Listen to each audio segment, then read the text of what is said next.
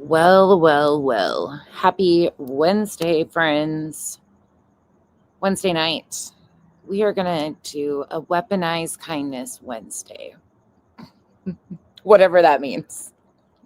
I guess we're about to figure it out. So, we're sitting outside. I got my little smoking jacket on because it's a little chilly tonight. But we got some stuff to talk about. What a wild world it is out here. And we have some serious crash outs going on.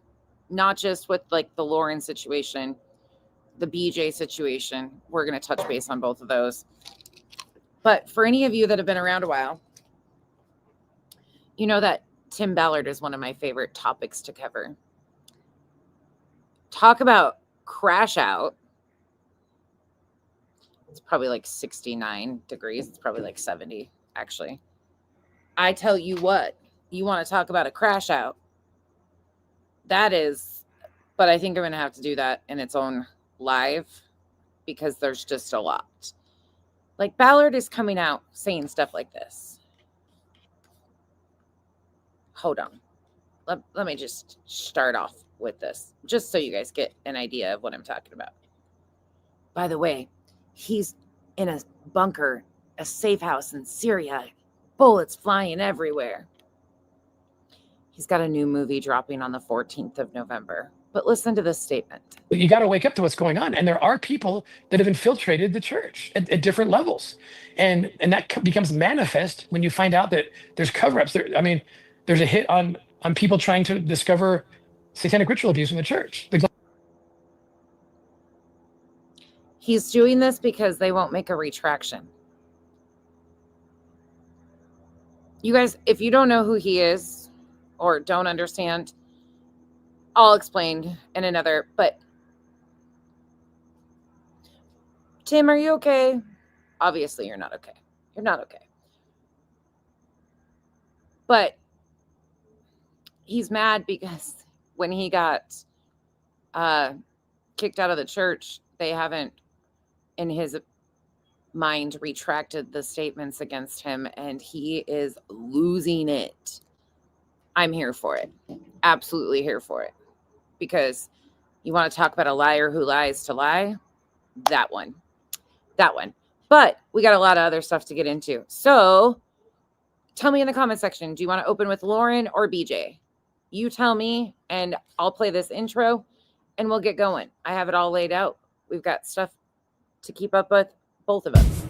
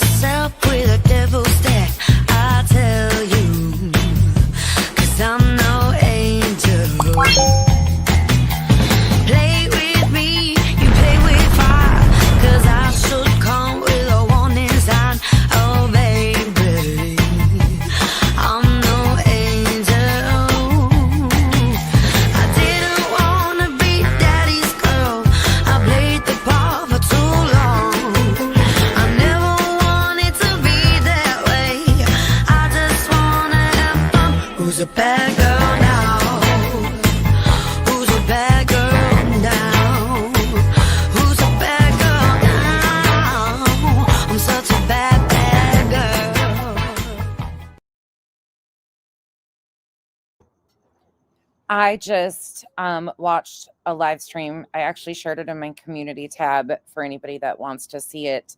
Maybe we'll go over it this week if we have time. There's just too much to get through to even remotely keep up with. If I had more time, it would be easier. But Lori Hellis just did a live and explained the whole situation of her book and what happened with Lauren, and she provided receipts. So that's a very informative live stream. And shout out to the beautiful Jennifer. She is a mod for Lori.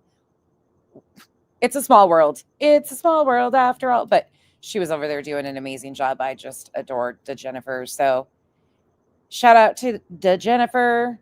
And Lori for doing an exceptional live tonight and explaining things. Facts are so important. And I stand on this. If you're new here, something I've always said, you will see a lot of creators rushing right now to break news or to get things out. These are situations that me or anybody else on this internet we will never expose any of these people as well as they expose themselves. Sometimes you just sit back, put the pieces together, watch it all play out because they will expose themselves. You give people enough time, they always show their true colors. And once again, that is happening currently. And people like Jay and I are kind of in rabbit holes and we're going a little bit further because there's so many different angles to this. Burnt Toast, she will be back on tomorrow night. Highly suggest. There's so many different pieces of this because of how Lauren made that 9-hour live. So there's no rush to this. Unfortunately, it's been like 6 years of her doing this. So there's no rush to expose her. So we're just going to take it piece by piece. But we're going to start with BJ tonight because I saw that's the most requested. Music City Mom, bless Gigi. Bless Gigi. The comment about your grandson is the cutest thing ever. Thank you for saying that. Thank you for the congrats on 12K. Now that you guys noticed that, we'll probably go back to 11K, but we're okay. Slow and surely. I just keep doing what I'm doing. Hey, Mal. Good night. Hey, Starlight. Daddy's baby girl, Robin, and I'm not going to get through all these. I'm way behind, so I'm not even going to try. Hey, Blondie. You changed your pic to a monkey? Yeah, you did. I see that now. Yeah, you did. All right, let's open with BJ. And I am very interested into... Oh, I appreciate that, CKH. I look like hell right now. I'm in my pajamas already. Like, I'm just sitting here with you guys. Not a stitch of makeup on. Just hanging out. This is me. Take it or leave it. And for anybody new here, you don't have to call me nonsense. My name is actually Becky. You can call me Becky if you prefer. I kind of answered anything, asshole, whatever the case may be. And Yaka, this week is crazy. And I'm really, for any of you that don't know, like the Ballard story, I might find time to just do a stream on that because that's very interesting. And it's super crazy, the connecting pieces and who really pushed the sound of freedom and stuff. That the whole thing, there's connections to all this LDS stuff. So, and that's kind of where I love to be. These are the things I like to talk about. Yeah, Justine, I followed her, but very loosely. So to me, she seemed more ethical than a lot in the true crime arena. But now, like actually knowing more and more, I'm like, ooh, oh, Shannon, that's super sweet. Thank you. That's really nice of you guys. I know we did that. You guys helped me get to that 12K. I wouldn't be here without you guys. Starlight, thank you for being a member for 7 months. This is all you guys. You guys have grown the island. Hey, Bex. Yeah, my mind is blown. Oh, yeah, it does. I got all the court papers still. I'm a little snuggled in over here. Yeah, Harley Rider. Actually, I'm going to show you guys something. Okay, let's start with BJ. Let's get this out of the way. All right, here we go. We're going to do a little BJ and a little Lauren. I'm going to try to mix it up some here and there just because there's a lot of things that I want to like follow. And this one, hey, Avamos. Hey, 9MM. Thank you guys. Thank you guys. I appreciate you. Anne has been here. Anne M in the chat was my first sub, the first ever subscriber on this channel. And she's still here with me. Like that says something. There's a lot of you that were here from day one. But Anne is officially the first sub I ever had. I'll never forget that. I went and checked and it was Anne. And here we are. So thank you to all of you who have helped me get here. I appreciate you guys. Let's roll. This is, for anybody that doesn't know, this is allegedly with Brittany J. Almost at 6. There are a lot of similarities between her and Lauren. Lauren's just a polished version, but the situations of the ROs are distinctly different. They both claim that they are true crime creators. However, BJ doesn't have any of like the professional background, the money, the access to things like that. But she has been weaponizing our court systems for going on 2 years now against people that have hurt her fifis. So if you're new, I will try to walk it through as much as possible to give you enough facts so you understand, but just hang with me. We'll get to Lauren in a minute. In a few minutes. Team. Opal has been a member for 14 months. Thank you. Yeah, Ivy League said, I got to do it. I got to do it. Ivy League said, you look damn good, Shug. Hey. You look damn good, Shug. Charlene. I love her. God, she's so funny. Oh my God. That's a damn good deal. All right. That's so funny. Hey, Ivy League. Hey, so Here. force myself to stay away. So, not gonna lie, I had a very embarrassing moment today. Give me just a minute, y'all. I'm sorry. Hold on. This girl has a crisis every single day. Her words, not mine. She says that she has a crisis every day. Oh, Justine, yeah, this is a whole iceberg in itself. Like every single thing. This is from last night.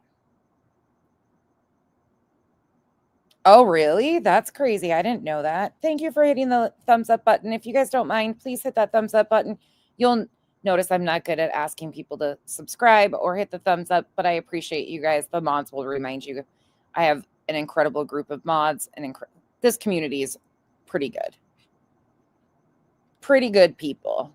They give each other a lot of shit. And if you are new, we cuss a lot. I cuss like a truck driver. But I really appreciate you guys being here. Sasha, thank you so much for being a member for 15 months. And she's not paused. She's just muted. This is the quiet times of her live streams. Janice in accounting, thank you so much. To the loudest mouth on the island. Hi, Kyle. He'll be back with us in just a minute. Janice in accounting, thank you so much. Speaking of the loudest, hold on. I got a clip for you. If you think I'm the loudest mouth on here, hold on. Well, BJ is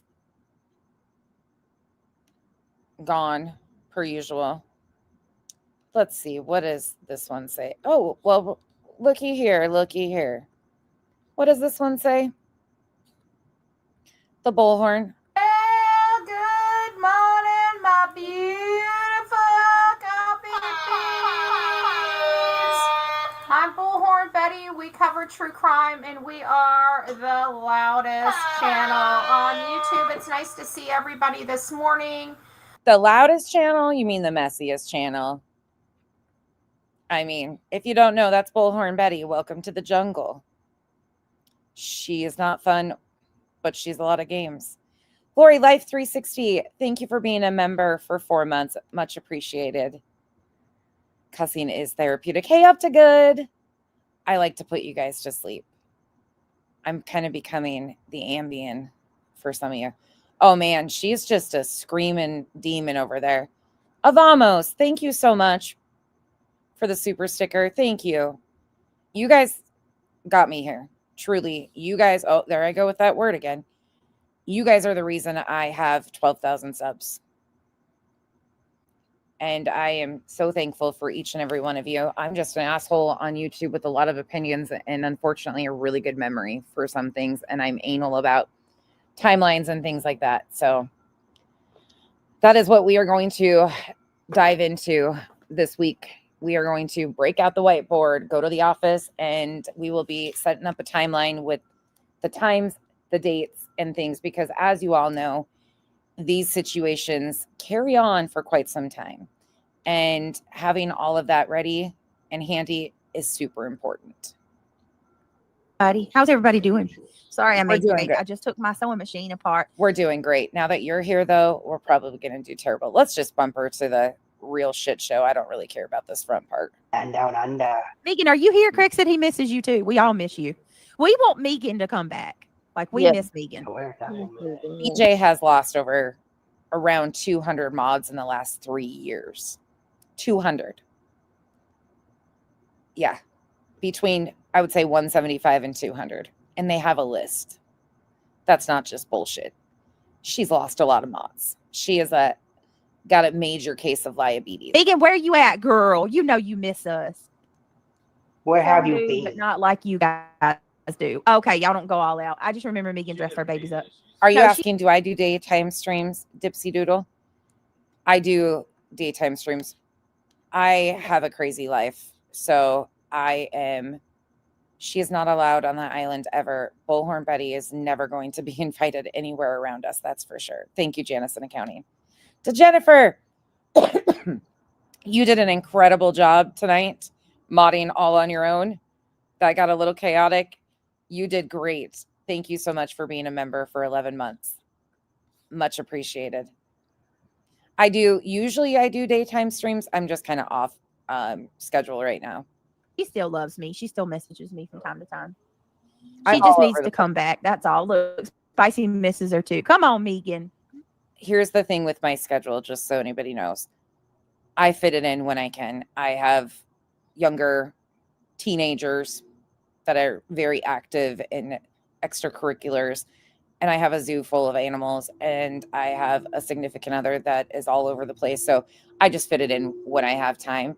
So my schedule's all off. I hate to say it, but it's not really consistent on times. Hopefully someday it'll be a little bit better, but right now it's just, here I am. That is I have a spicy. long black wig. I played Morticia from the Addams Family. Oh, nice. Me and Craig should totally be Morticia and Gomez. Da-da-da-dun. Da-da-da-dun. Da-da-da-da. Da-da-da-dun. What? The creepy and they're scary. Kooky. The kooky Girl. and they're something. Da-da-da-da-da-da-da. Hey, Michelle, 420. All right, so I don't have a little bit of this and a little bit of that tonight. I wanted to talk to y'all. Better than nothing. By the way, it's an after dark stream, so anytime it is after dark, I'm a little bit more petty, and I might say a little bit more than I tend to during the day. Just bear with it. Tonight, I'm going to clear a couple things up first and foremost, because please do. Please clear a couple things up for us. I ignore most stuff. But no, you don't. You lie about everything. But it has been brought to my attention that a certain somebody is telling everybody that I tried to take a protection order out on her in Pennsylvania. What? Yes. I've never done that, Granny. You need Come again? To go and show me the proof of that. Show everybody the proof of that. That's probably because I put it in one of my videos and reminded people that this is actually number 4 that she lost. Another lie. Stop the cap. Oh, Stop with the lies. I've never tried to do any of that ever. Really? Well, guess what?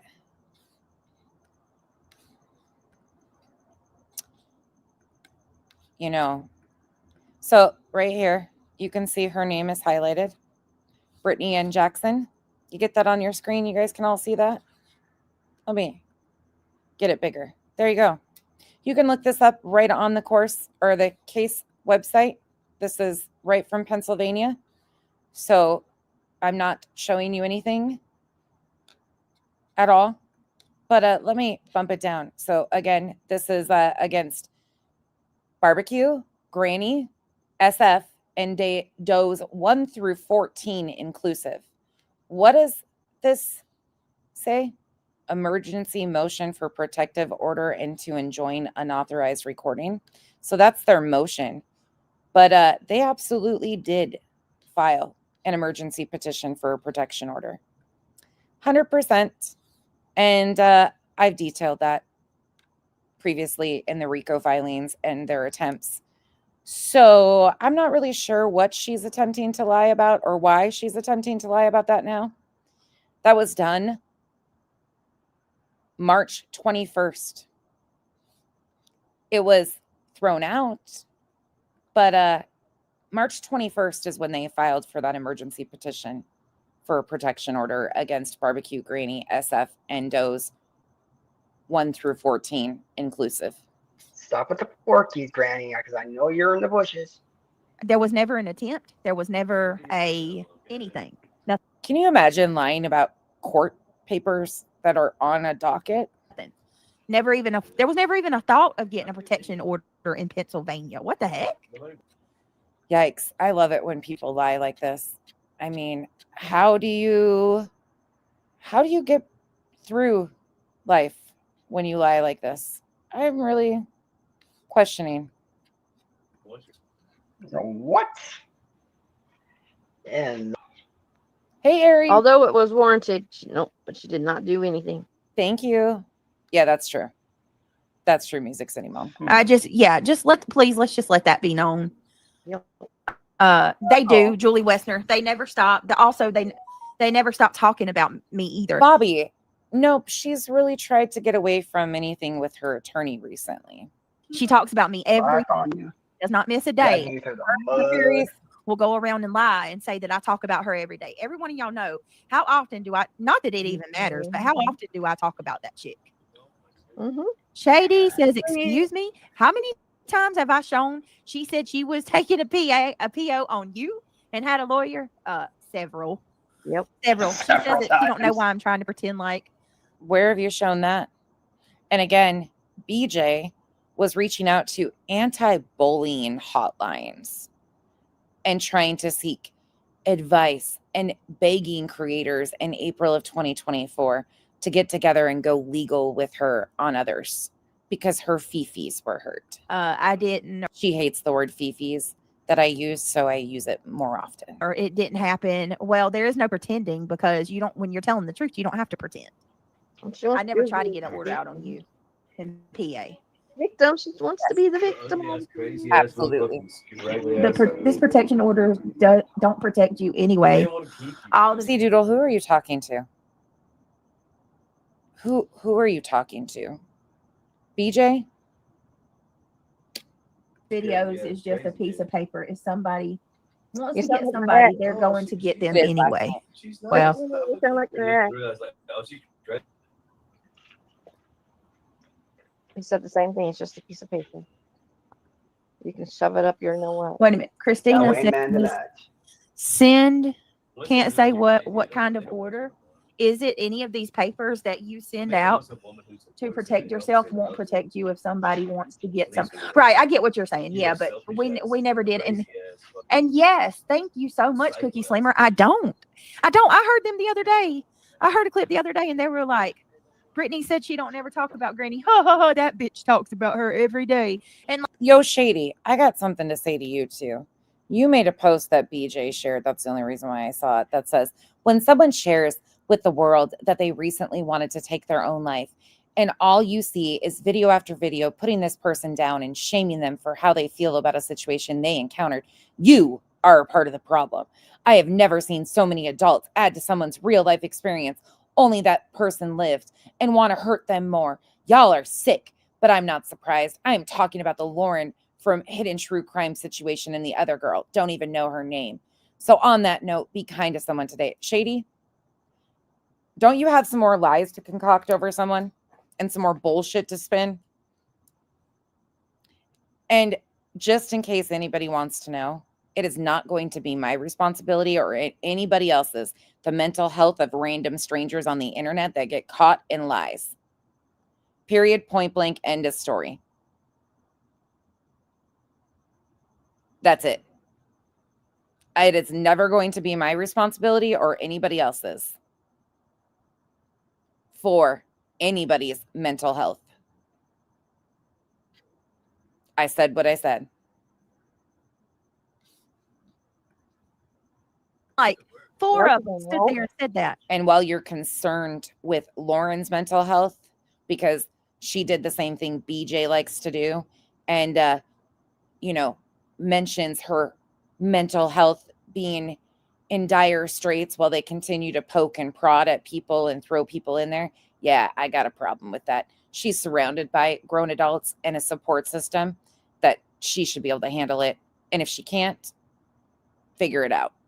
I'm not going to be responsible, nor will I ever let those things work You're not going to berate us because these people choose to lie and concoct stories. knowing damn good well it's the lies. We don't talk about her every day. That's definitely a No, lie. we don't. That is a bold-faced lie. You can't fix stupid sometimes, can you? Yeah, so I'm just saying, y'all, that's that. I didn't say that.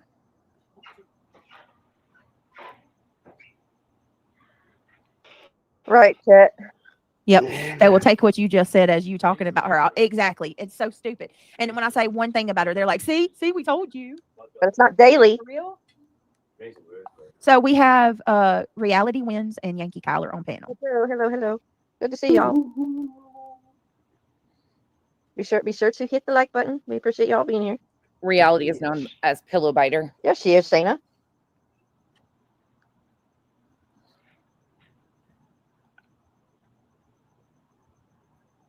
It's nice when she leaves and goes away. Oh, y'all, the ones that came the first time. Oh, listen to this story.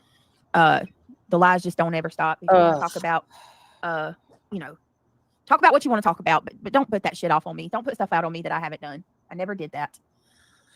Okay. Yeah, I don't know who's talking political stuff in the comment section. I'm not talking politics tonight.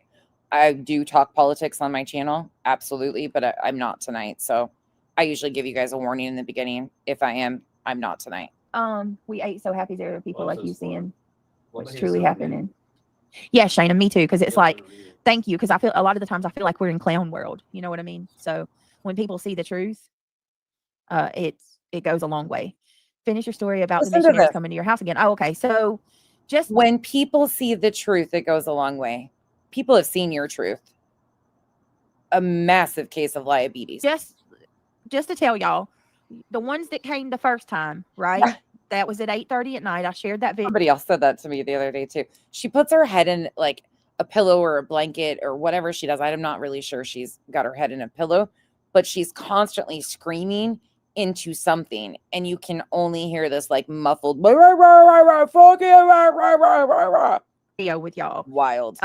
She's wild. And I don't remember exactly what day it was. I've got it on video, but it was like 4 or 5 days ago, around 2:00 in the afternoon. The missionaries showed up, and this time they had on red ties and suits, like dress slacks and a button up shirt with a they had a suit on. They had Got a new one. It was two gentlemen that looked like they were in their early 20s, late teens, early 20s.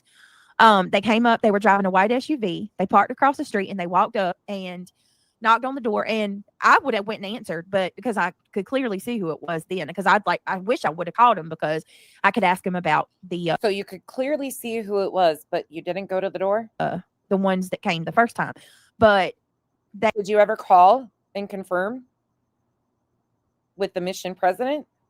Super easy to do. The stake president. I thought you were going to call him right away in the morning and get to the bottom of it. You already called the police on the first set of missionaries that came to your door after a confirmed visit.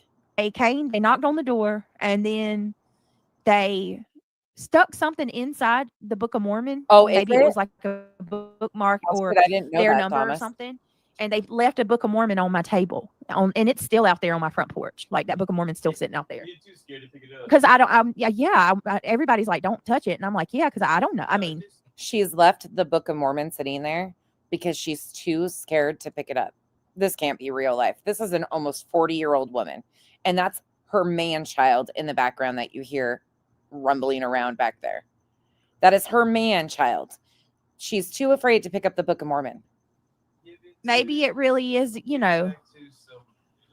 but you joking? It kind of made me a little nervous because the guys that came the other night didn't have suits on and they didn't leave anything. Yeah, I didn't know that. These guys didn't, you know what I mean? I will use a different term for reality now because I didn't know that that's what that meant in the UK. Thank you for letting me know. It was a little different, but I mean, my thoughts are, okay, right. You tell somebody something, these trolls try to copy each other. So I don't believe that it was a troll in the first place. And she released a tidbit of information the other day. She said, well, Craig outed her and said that a DV advocate was the one who helped her with the paperwork at the court. Now, again, she's had CPS interactions. She's had open cases with CPS. She's had a lot going on recently. And then she used resources such as a free DV advocate to help her with her no contact order filling out. I believe that she was handed a packet of resources and likely signed up herself for these visits.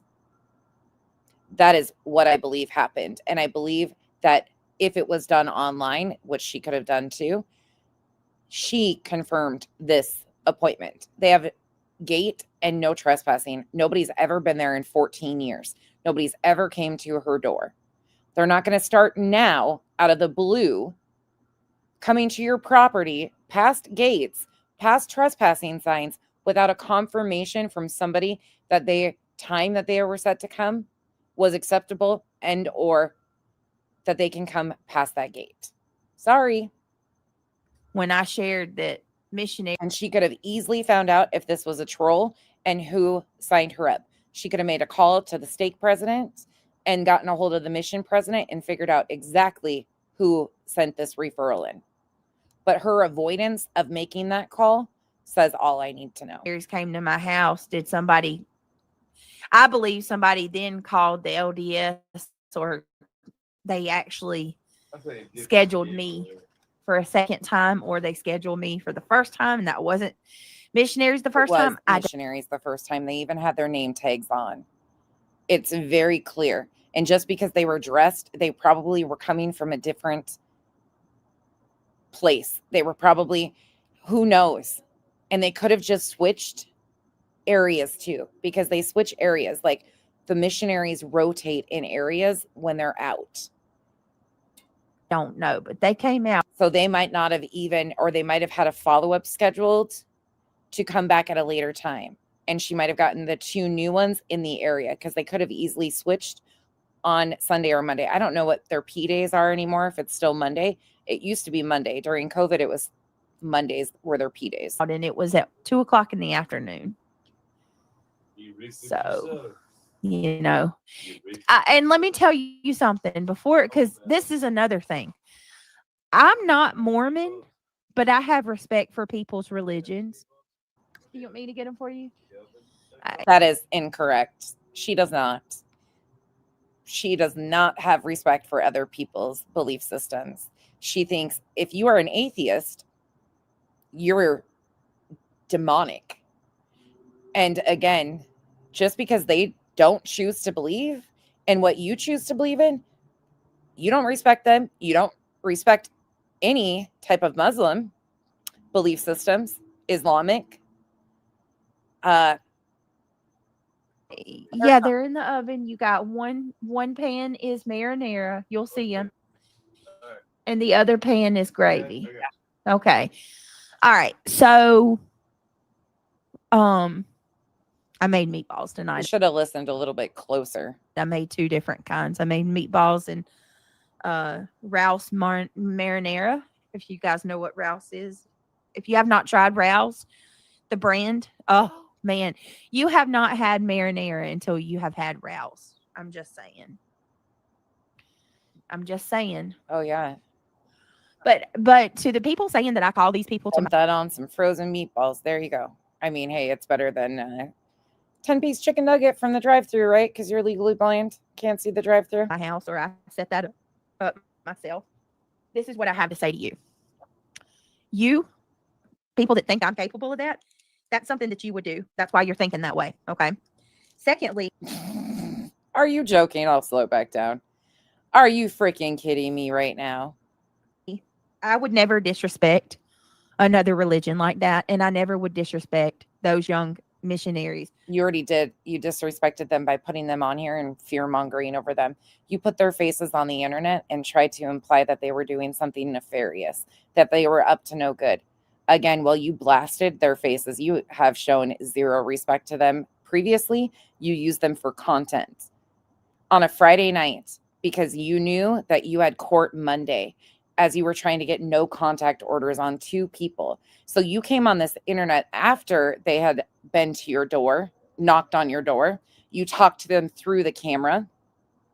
You came on the internet giddy. Everything was fine. Then you happen to mention this post from Nick the Hat on X that he's claiming he's got somebody riding by his house. And what happens? Oh, Brittany brings up a situation and says, we had something happen today at our house. Yep, we had something happen to us again. And all these clips exist, and I've reviewed all of them. If you want to see what I'm talking about, it's back like 4 or 5 videos. She then proceeds to fearmonger to her chat. Doesn't tell them factually what happened at her home, just that she had to contact the police. This is all in the midst of her attempting to get no contact orders. This was a Friday. Monday, she had court for those no contact orders. She tells the internet that people came to her door. Well, actually, let me get there. We find out because of Broadcastify that it was LDS missionaries that arrived at her home. 2 of them. She's got camera footage, so she comes back on the internet to justify her actions. Shows this footage of the LDS missionaries at her door. Tells everybody, you would have done the same thing. It was 8 o'clock. Well, no. The dispatch audio is from around 7 p.m. She completely gaslit her subs into believing that something scary was happening to her and her family once again. And all along, it was LDS missionaries. They told her on the audio that somebody had set up a meeting with them. She could have easily, and she was told how to do it, contacted the stake president or the mission president and found out who signed her up or referred her for this meeting. She said she was going to, but instead, here she is once again, blaming the internet. Meanwhile, on Monday, she showed up late for court for those no contact orders, but has been claiming she's in fear for her life for over a year. It just, insert name, it changes every time. But she has been lying nonstop and creating situation after situation. Somebody made the comment, a troll comment, that something about cameras in the woods, trail cams. So she started telling everybody that they put trail cams up, that she has trail cams, that she went and checked her woods. Then she comes back online and says she doesn't even know what a trail cam looks like. The person went into her chat and made a comment directly to her, never said anything about her woods. But she tried using some of those things and the reason why she's scared for her life when she knows all of it's bullshit. Who are on their mission away from their families, trying to spread the gospel. I believe what, yes, he's in his bed asleep. Absolutely crazy. Okay. He's in the bed asleep. Or did he come in here? I Yep. thought, yeah. Christian's in bed, Neil's on Yeah, the couch. Christian's- That is true. She got pulled over that same Friday. Well, actually, week before. So the week before, when she filed for the NCO, a couple days, like the day after, wasn't it the 3rd? I think I might be off on a date. She filed for it on the 2nd, and then it was within those couple days that Friday that she got a seatbelt ticket, and she was leaned forward or something, and that's how he noticed the seatbelt was not in position Yeah, go or look. not across her. He's in there. All right, Would you get scared? I lost one. Like, where's my kid at? Where'd you think he was? We got cameras. Where'd you think he was? I need camera in the house. He's so little, huh? You didn't see him in the bed? Oh, it's bad. Yeah, Jeez. not. It's Good. crazy. That's good. That was funny. Oh yeah, thank you, Spicy. He's sick. He is. Can you imagine that every night up to good? This be in your life every night. He said he was feeling. I made I did like Triggered tonight. And I made 2 different meals. I always say Triggered makes like multiple meals. I did tonight. I made chicken Alfredo, for the boys, and then I made Craig meatballs. And Christian was hungry. He was ready to eat. I got him some Gatorade, so he ate and held it down.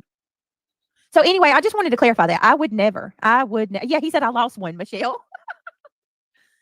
They have never come here, but might be afraid of the dogs. I don't know. Shady, I've lived here for 14 years, and I have not ever had a missionary show up at my door. It's just wild. ever. Never. Again, you've also never had CPS interaction or used a DV advocate to try to get no contact orders. I would hope not. What happened to your attorney was looking into people wasting resources in your county. What happened to that? Because you got on here and said that. You said your attorney was going to look into people wasting resources in your area. Seems to me you're the one, because you're the one that continues to call your police department. You told us that you told the cops 1,000 times that people drive by your home. We've heard of it happening once. Don't know who did it. Don't stand with it. Don't know where it came from. Don't know when it was. We've heard of that once. And you said you told your police 1,000 times and they won't do anything to help you. I wonder why. Because 999 other times it was you concocting shit. Yep, you talk about Sebastian. Did you know who you talk about, Lauren? Yeah, where'd They the all attorney go? Wait a minute. Yep, you talk about Sebastian. Did you know who you talk about? Notice how she is desperately moving away from it. Her subs should be asking her, well, we paid for you for an attorney, when she's talking about all this Lauren stuff and how she's had it so much worse. They should be reminding her that we paid $8,000, over $8,000 for you to have an attorney that is no-showed, that is handling everything under the sun, jack of all trades, master of none. And when I say master of none, it's because he's done nothing besides 3 C&Ds. But she keeps telling everybody it's a process. Where's the process? The no contact order you filed didn't cost you a dime. Your attorney wasn't even involved, but they gave you upwards of $10,000 for that attorney. Lauren, they all chime in, all after you. It's so comical to watch. No, sorry. Again, I didn't join covering Lauren because of anybody besides Miss Leah. While this was happening, I was live. I was live at the same time Lauren went live. Miss Leah texted me. We were talking about it while I was live. As soon as I ended, I went and watched it. I watched the entire 9 hours. And by the end of it, I knew I was going to be covering it because there was no proof. Once again, people weaponizing the court system and showing no proof. I just did a little bit of homework and research on what I was going to talk about and if this was what I thought. Jay and I talked because Jay saw it too. None of us did it on behalf of Brittany. We were all stunned and seeing it for what it was. Sorry, it wasn't because of BJ. We all had our interest in it because it was a shit show that we were all paying attention to. We're trendsetters, Shayna. Didn't you know? That's crazy. That is Trendsetters. Are you fucking joking? Some of us just invested the time and energy. Jay watched the entire 9 hours with her subs. She invested time. BJ hasn't even watched it yet. She's just floating here and there. Her opinion and her position determines what's best for her, not because of what's actually happening. crazy. Kathleen LeBrun, yes, it's the best marinara sauce, isn't it? Rouse marinara. Well, guys. and Miss Leah comes in, well, it's late for her right now, so hopefully she's in bed, but this is something her and I were like, we've talked about hidden true crime before because of the cases she's covered and our interest in them. So that's something her and I talk about. So when me and her were talking about it, and I was like, at first we were both like, oh my God, I feel so bad. You know what's happening? I figured, I kept waiting, going, there's going to be like proof. After 9 hours, we were both just like, what happened? And I think that's where a lot of people landed. You have not had marinara. Not because of BJ. Rouse. They have bomb Alfredo too. Their Alfredo is the bomb. Right. I keep hearing that Petey Pablo song. Which one's yet? Yeah. North Carolina, go on and raise up. This one's for you. This one's for who? I hate that. I remember when that come out. North Carolina, go on and raise up. Take your shirt off. Spit it like a hell. I absolutely, yeah, it looks really good. I hate when people do that, or like, oh, they're only covering it because of me, or they only, like, I can't stand when creators do that. People have an interest. Yes, sometimes people do it just out of spite to take the other side. But a lot of us have a genuine interest in these things, and it's relevant to what we've been discussing. with people weaponizing court systems. Why wouldn't we talk about that? That is exactly the purpose of why we push back on quote unquote true crime creators who use resources and do these fucking games while spitting in the face of victims. It's gross. Hey, let me stop. I'm showing my age. Do you want it missionary? Shit. What did you just say? Girl, where did reality go? I'm gonna kick her So ass. fucking annoying to me. Where you at, reality? Anybody else want to come Right. up? Oh, I thought you fell off. I'm still here. Girl, I thought I was. That's exactly like, yeah, you trend set. You are a trendsetter. You and your little group. I would love Lori Hellis. To Jennifer, are you still in here? Does Lori know about the Pennsylvania filing? That would be amazing to hear her input on that. Doing a screen share. Uh-uh. ANC, Brittany and her family has had many threats against them. It's not the religion. It's having people show up at the. I don't care. Right up to good. That's why I'm like, for the fact that but again, you got to think of it this way, up to good. She says, because we were interested in it and the filings and detailed that kind of stuff, we were inserting ourselves, in particular myself. She said I was inserting myself in the case because I was covering what she and her cohorts filed. Like, this girl is something else. About the The story. LDS coming to my house. That don't bother me one bit. It Chat, really doesn't. Yeah. chat, this If is I- PG. Oh, PG. Chat. I would love to hear her and Granny have a conversation. Lori Hellis and Granny, and her to hear what they've done to Granny thus far. I would really love for people to understand how much they've used lawfare. It's crazy. If I knew that it was the LDS, I would have talked to him about Jesus. I love it. I mean, I feel like Absolutely, it does. I'm going to be honest with you. I think that right now there is a mass awakening, and there are so many people coming to Jesus. It's like it's all over social media. I know y'all. Again, no offense. No offense to my Christian friends. If you are new here, I've already said this. Here is your disclaimer. I do mock religion. I have religious trauma. This is not against you or your personal beliefs. Those are yours to have with whoever you believe in. I don't care what it is. I am all about people's freedom of choice, agency, and that. But I do not mock religion because of her. I don't mock like openly. I mock her. I'm not taking a cut at your independent belief systems. I'm mocking her, the way she portrays religion when she uses it and shuts it off, like so many others. Attach faith manipulation right alongside their emotional manipulation to control their audiences. I mock these people, not your beliefs. Are seeing it, whether you are on TikTok, whether you go on YouTube, young people coming to Christ. I'm like, yes, bro. I will In talk my to you. opinion, people are going to get really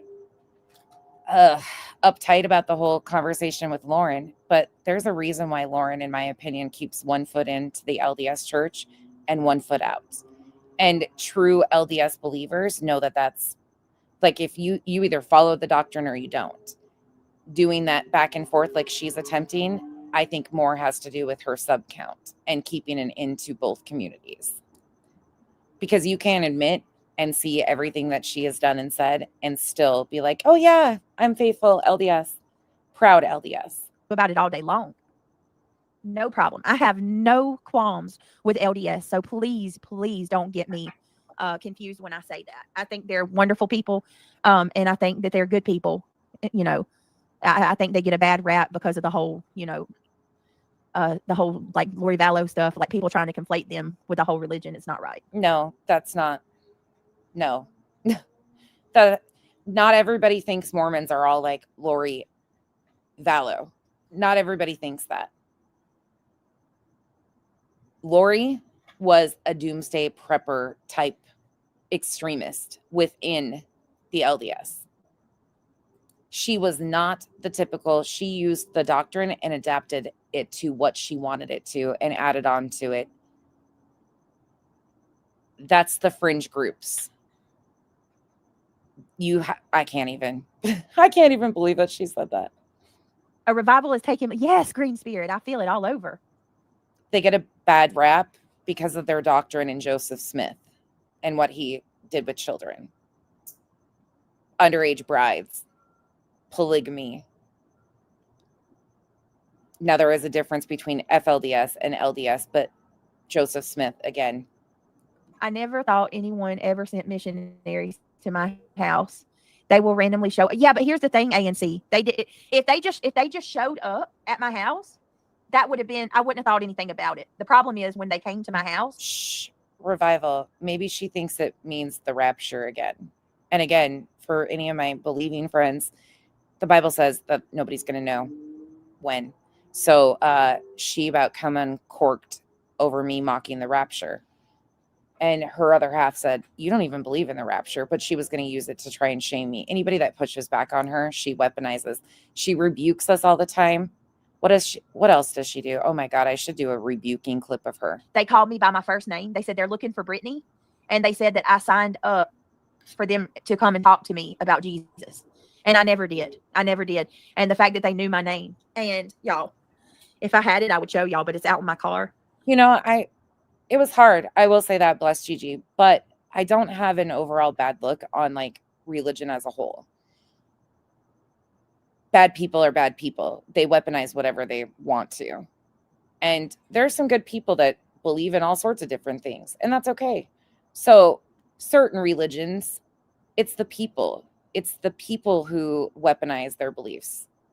Yesterday, some of the belief systems are overall harmful, yes. But not all people are like that. My mail. Does that make sense? A lady flagged me down because like I was pulling in the driveway and she pulled up.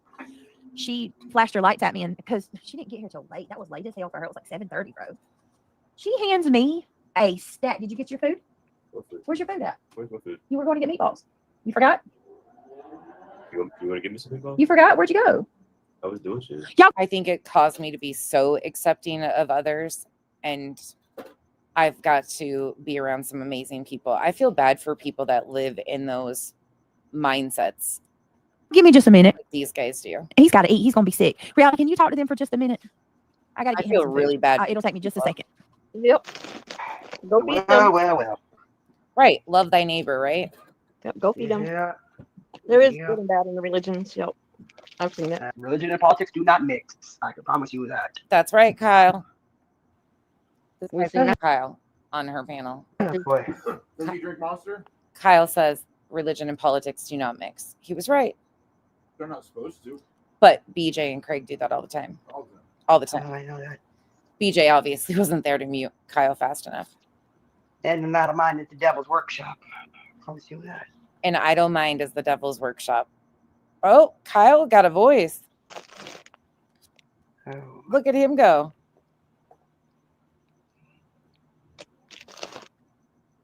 even now.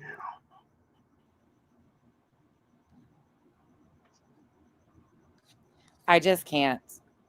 Oh my gosh. We need to, now that you're home, we need to do a, Shayna, that was so kind of you. Thank you for gifting. Whoop, whoop. I said I would do one, and I haven't done it yet. I can't see who the new members are though. No. We're going to bump forward so we can get to Lauren. Hey, Roro. Sweet Sweet potato pie. And The man's home. He got a haircut today. I shut my mouth. Chat, I had that in my head too. Oh, Lord, y'all. Sweet potato fry. Shady said, Good oh, Shady, guess Lord. what I heard today? Oh, I heard Shady. Shady is my my storage what do you call it? Like you're my hard drive, I guess, Shady. I forget the word they use, but How embarrassing, Shady, to be called your hard drive. Shady is BJ's hard drive. Basically, BJ can't document anything for herself, even though she's been saying that she's been documenting forever. they were making fun of me because I said that you got stuff saved or whatever. They are so bothered that Shady does that for me. Like it's so funny. Why are we bothered by that? Why are we bothered? Most of us leave our shit up. I don't think I've taken like anything down. Why would we be bothered by what Shady's doing? Shady just likes to clip things out of context. So if Shady has the full thing, that's just acknowledging that Shady is intentionally clipping things out of context. That's embarrassing for you and her. No one else. They just mad because Shady's got shit. She's on point. Like Shady's always got. She's got the receipts. All right, let me pull up Amanda. Y'all, if you were gifted from my beautiful Shayna, please tell her thank you. Tell her Shayna, thank you so much. Trailer park relationship on Valentine's Day, y'all. Oh, Yeah. we need some. All right, Shayna, this one's for you, Weekend fries girl. are This one's- ridiculous. I'm telling you. This one's for you, girl. Here it is. Yeah, we're not going to listen to that because no, thank you.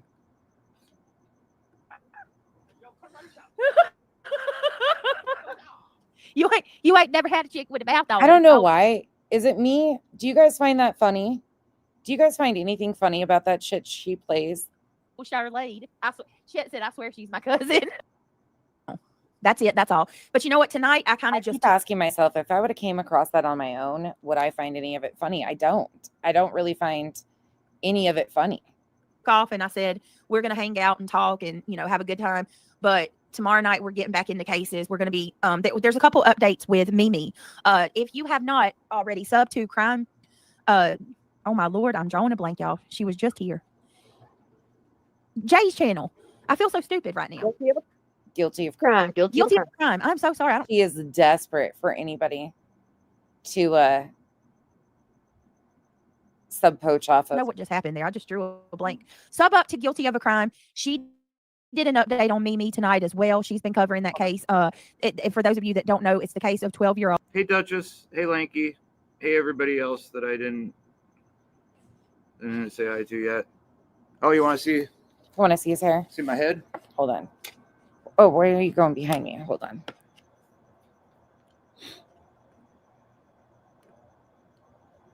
And I got my bust shirt on, Janice. His hair's looking good. Makes my gray stick out. The old man's home. He got his hair all spiffed up. Okay, back to this. Sorry.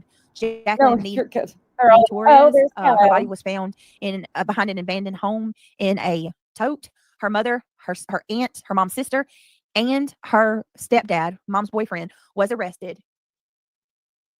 You are amazing. There's nothing about you that is a loser. And I'm sorry I drew a blank, but you are. That's what I heard. I heard that she doesn't really care for her, Lauren. That's what I was hearing today.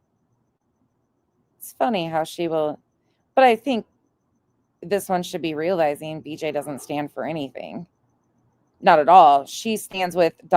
Like my title was that way for a reason, because these people only stand on certain sides because of sub counts. Like they're standing with Lauren in the true crime community because they think that they'll somehow be recognized by their subs. That's what they're doing. Not because Lauren showed proof. They're trying to benefit themselves out of it. That's my opinion. One of the few Anybody logical should be asking questions and pushing back, especially anybody that calls themselves true crime creators, creators that I support. no matter what it involves. And a lot of people will not go up against somebody with 300 and some thousand, because look at what she did. She threw that sub count on top of people and called people stalkers. People are running around here calling random creators that she mentioned stalkers because they don't even know who the fuck she's talking about or which one was doing what. And she lumped them all together. So now all of them by proxy, because they might have had interaction or friends with, they're all stalkers. She knew exactly what she was doing. So a lot of people won't go up against somebody like her. Fuck that. They're not above reproach. And I'm proud Burnt to call says that all the time. Myself one of your subscribers. I'm proud to promote your channel. So I'm sorry if they do call you that, but you certainly are not. Y'all make sure y'all go over and sub up to Guilty of a Crime. She is on it. She's kicking ass. She's BJ's proud to stand by her, even though she's going around saying, make my own plate.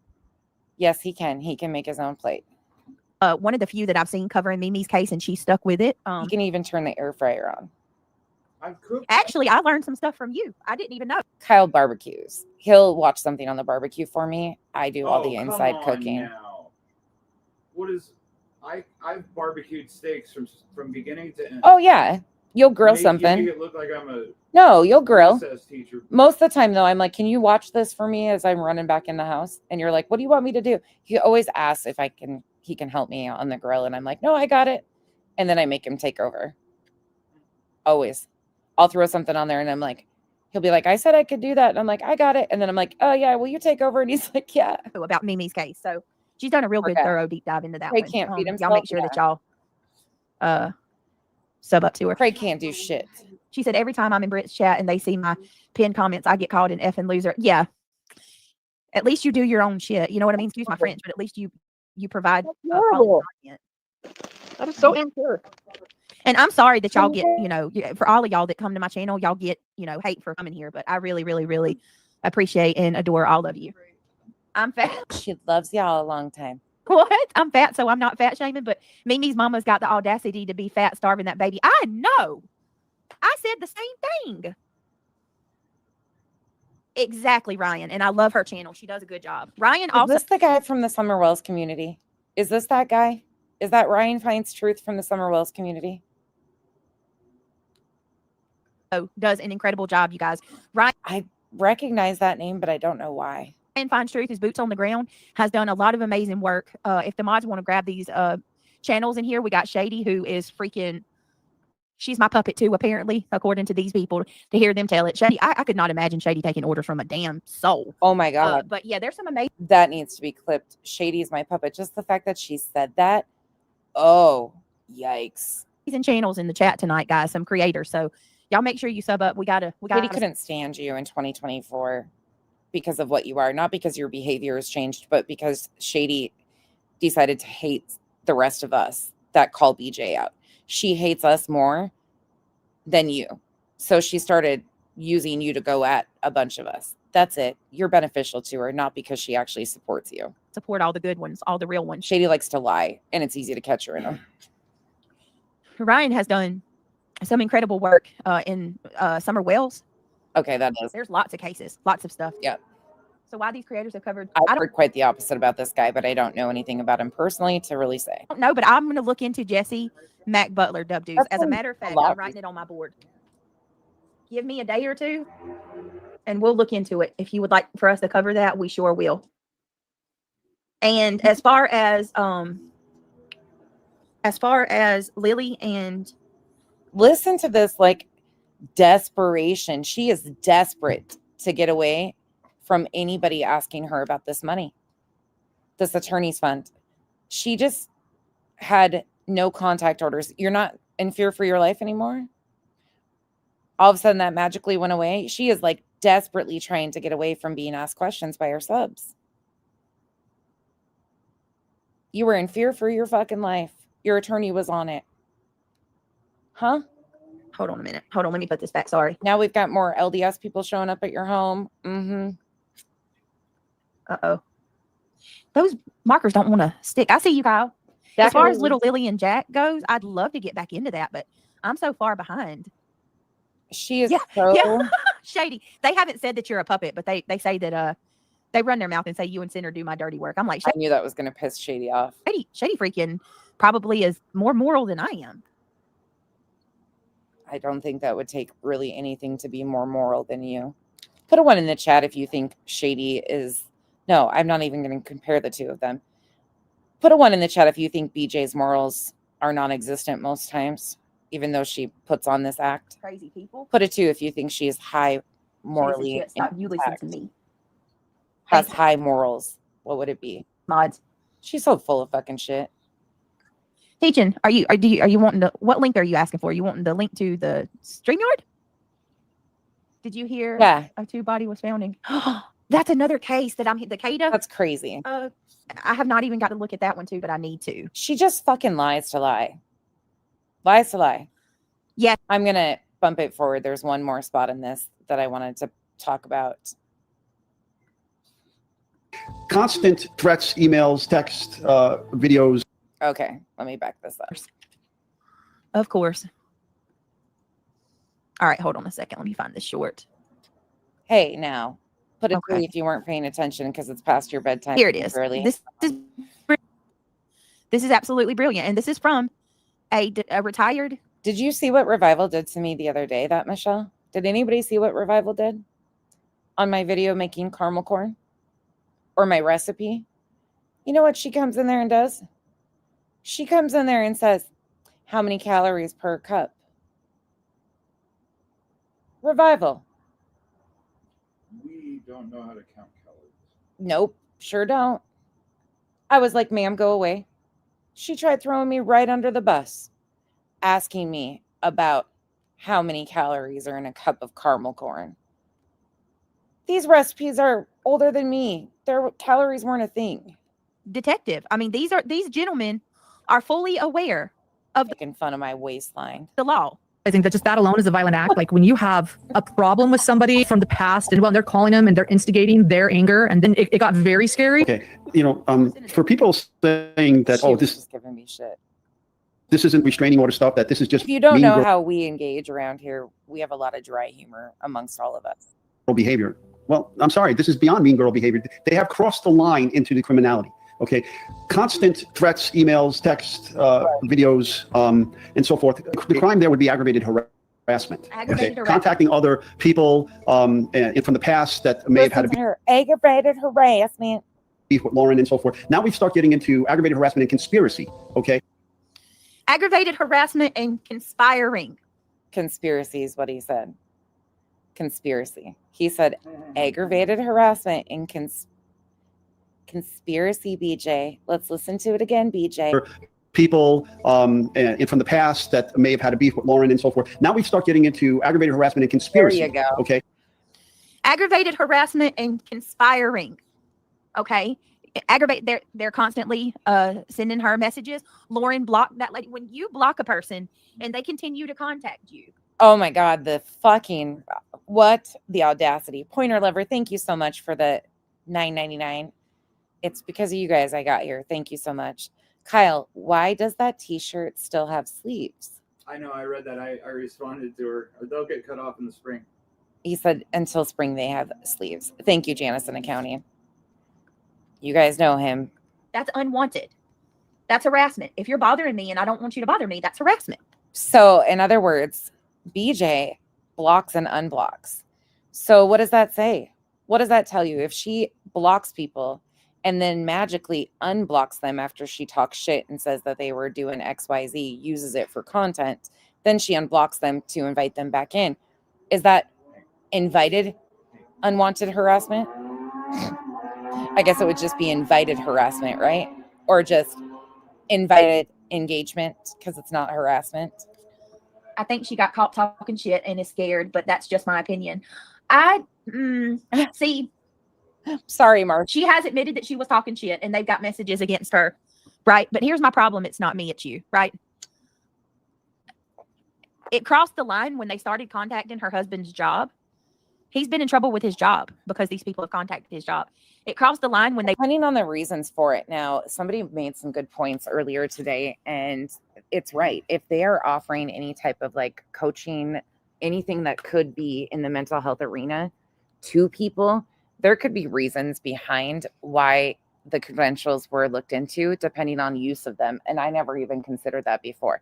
So until I know more to the story of why that was actually done, if it was just done out of malice or to cause problems, I can't really say whether it's right or wrong. Right as of right now, I do not agree with going real life. But if there is other reasons behind that, right now it looks like it's just petty shit. But I don't know. Went through her phone and seen how much money she makes. It crossed the line when they again, showed up. Those are contract workers that accessed her YouTube studio, and she gave them the phone, but that would be an employment issue, not to do with the alleged stalker. In the same place as her, Hey, Mercedes, go. after already being scolded by the cops and made to leave, or taunting, threatening her that we've got, over and over and over that we've got messages from, 6 years. Again, it's interesting now. She'll have to backtrack this tonight now that the court hearing came out. Letting her know that they've got something really bad on her, and it's just escalated. How far was it? He's the one that has escalated it. I'm going to show you that. Is it going to go? Okay, but according to Lauren on Duty Ron, it's not me, it's you. It was the second day. She was made to leave CrimeCon, right? Because she was in the same area. Later on that night, she shows back up in the same, not just the same building, but in the same room. She was in the bar before Lauren got done with the award ceremony. As Lauren again at a table across the way. You see what I'm saying? That's No. too much. After the cops have already made her leave. That's not true. Calling Lauren's colleagues, people that she worked with, turning people against her. It's none of that's okay. And I feel like on this platform, Actually, people talk quite a bit in the industry. That's a part of it. They're a part of the industry. If coworkers or things are being done that are shady behind the scenes, people talk. They have the right to do that. They have the right to warn somebody. Oh, wait, so tell me what I don't want But I want to throw this in here and remind people of this too. to go to jail. Right. So I can be in my hotel room. Yeah. And can I hang out like in the bar with my friends at night? As long as it's not the crime con convention and you're not within 500 feet of her or the other name. As long as it's not the Crime Con convention and you're within 500 feet. She distinctly asked about the bar. She was in the bar first. And now that the order has been clarified, granted it was dropped or withdrawn, Lauren withdrew, but they even gave her permission to go to the bar. They didn't say that when Lauren came into a space, she had to leave. Lauren was going there and asserting her RO or no contact order. She was going to the places Christina was at and then using the order to get her removed. They gave her permission. And now that the order was clarified, it's interesting how it got withdrawn right away. too much. After the cops have already made her leave. Calling BJ always likes to overlook the facts. Lauren's colleagues, people that she worked with, turning people against her. It's none of that's okay. And Turning people against her, I mean, if she's a shit person, she's a shit person. That kind of happens. You've tried doing that. I feel like You've tried doing that to everybody, lying on everybody, trying to turn people away from them. All we have to do is tell the truth on you. on this platform, there's so many people that I think are good people. I'm not just these hate channels, these quote unquote hate channels. I'm seeing people that I consider are decent people, who are like, there's nothing wrong with this. Like it's like I saw somebody today say that they think it's just shit talk, and no, they're calling her. They're trying to cost her job and her livelihood. I can Her definitely job find- and her livelihood is YouTube. She's a YouTuber just like you. Nobody's reporting her channel to my knowledge. She's the one that was doing that. She came out here trying to use the court of public opinion against her competition, fault on. I can find fault. just like you do. You know, if she talks shit about her friends behind their back, that's gross. You should not ever be two-faced. What is this bullshit right here? You should not ever be two-faced. How many times have you gotten busted? I totally can agree with that. But How many times have you gone after your mods when they've left you?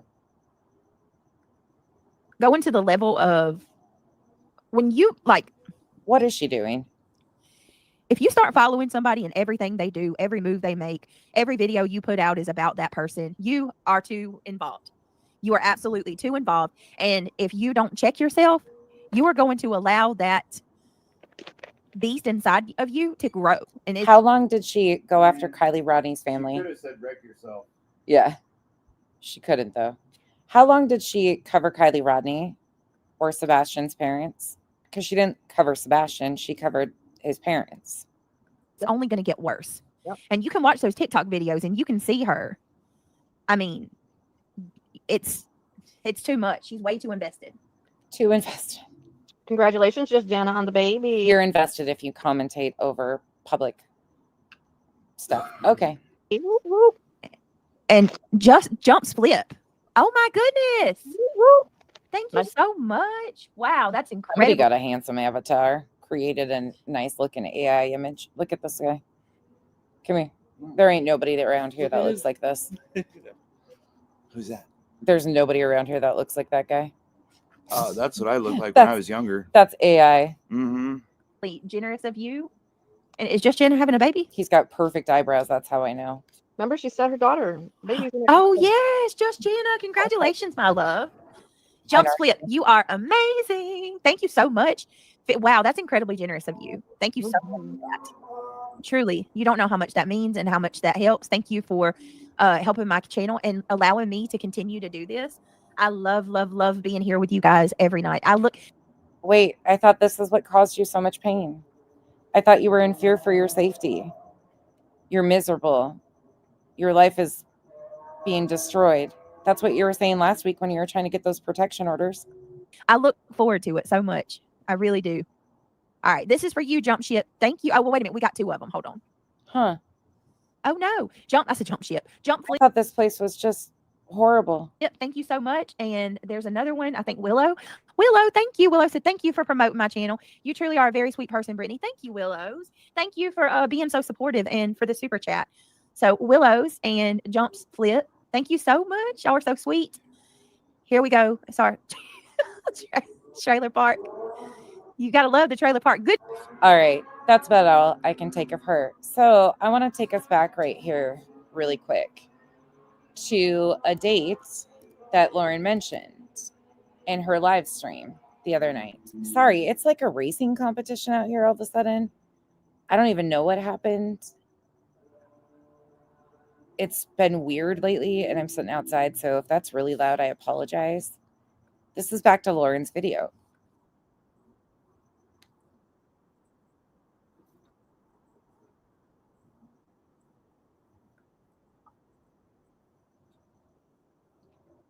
Yeah, speaking of those, Jay went over reports today. 10 out of 10 recommend going and listening to her read those reports if you have not. She did an excellent job breaking that down.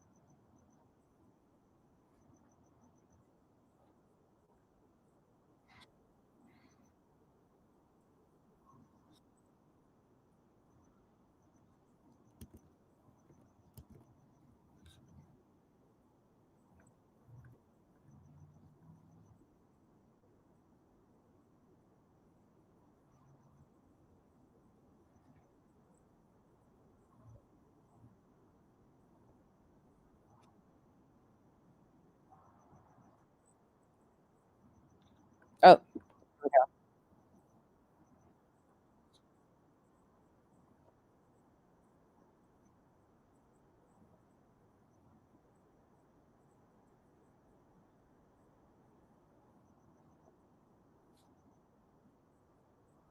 so August 13th, she comes on here and says she feels threatened. Well, she doesn't come on here, but she's telling us right now that she felt threatened on August 13th. Well, look on your screen. Oh, crap. Hold on. It lost audio. Give me a second. You lost audio. Yep, I got you. Sorry, guys. I'll replay that. I got you. Sorry about that. I wasn't looking. Thank you. Thank you. Sorry. Let me make sure you got this one. Okay, here we go. Is painful. But I just kept going on, not doing a thing until this, and things changed for me. Because now it's escalating. Months later, it's escalating. They're now calling now they're including my husband. He definitely didn't do anything. On July 29th. Do you have audio back now? I gotcha. Do you hear it now? I'll let it come up. You guys got a delay too. Okay. 5 by 5. All right, good. Good deal. We have a delay. StreamYard's been running a good 15 to 30 seconds behind with a delay on the chat lately. It's shitty. So I appreciate you guys. Sorry about that. We did that one. Thank God, goodness. Pay attention to the date right here. Because we got to hurry. On August 13th, my stalker posted screenshots of our correspondence from April. Already told you guys about this correspondence. Nothing's wrong with it. On August 13th, my stalker posted screenshots of our correspondence from April in which I clearly stated I felt threatened. So in the correspondence from April, she felt threatened. And on August 13th, her stalker, again, her words, posted screenshots of that correspondence. Well, on April 13th, or on August 13th, hold on. Once again, showing no regard for myself or my safety. And you can share this if you want. August 13th happened to be the date of this.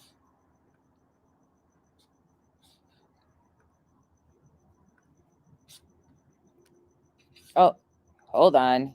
It didn't share. You guys there now?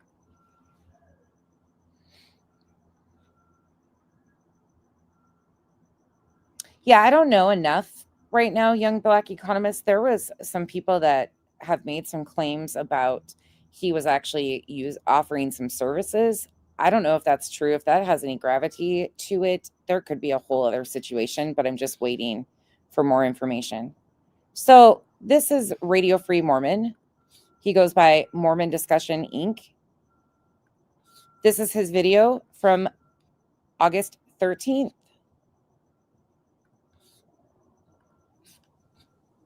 Hi, everybody. Radio Free Mormon here with Bill Reel on Mormonism Live. It is Wednesday evening, August 13th, 2025. And at this point in time, I fully expected to be introducing to you Lauren Matthias from Hidden True Crime. And she'd come on the show. We talked about her career and her exploits. Unfortunately, it looks like that's not going to happen. 1/2 hour. This was a live stream. Hour ago, Not a pre-recorded. I received a phone call from Lauren's producer, and without going into specifics, Lauren was called away on an emergency. Certainly was not voluntary on her part in any way.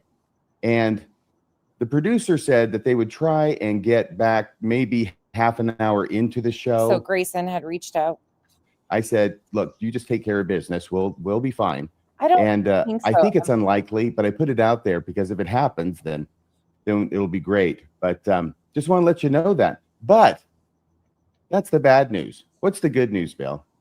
Well, the good news is we've got lots of other stuff that I think will make for an interesting conversation through the night. Maybe this is a little more Mormonism after dark sort of. I do like to listen to these guys occasionally. They're pretty funny and they touch on some interesting topics around the church. Style where people get a chance to call in and comment on some little stories or to share their thoughts maybe on Sunstone, which just happened. Is But Janice delayed and you guys have sound? I'm assuming she's delayed and but you guys still have sound, correct?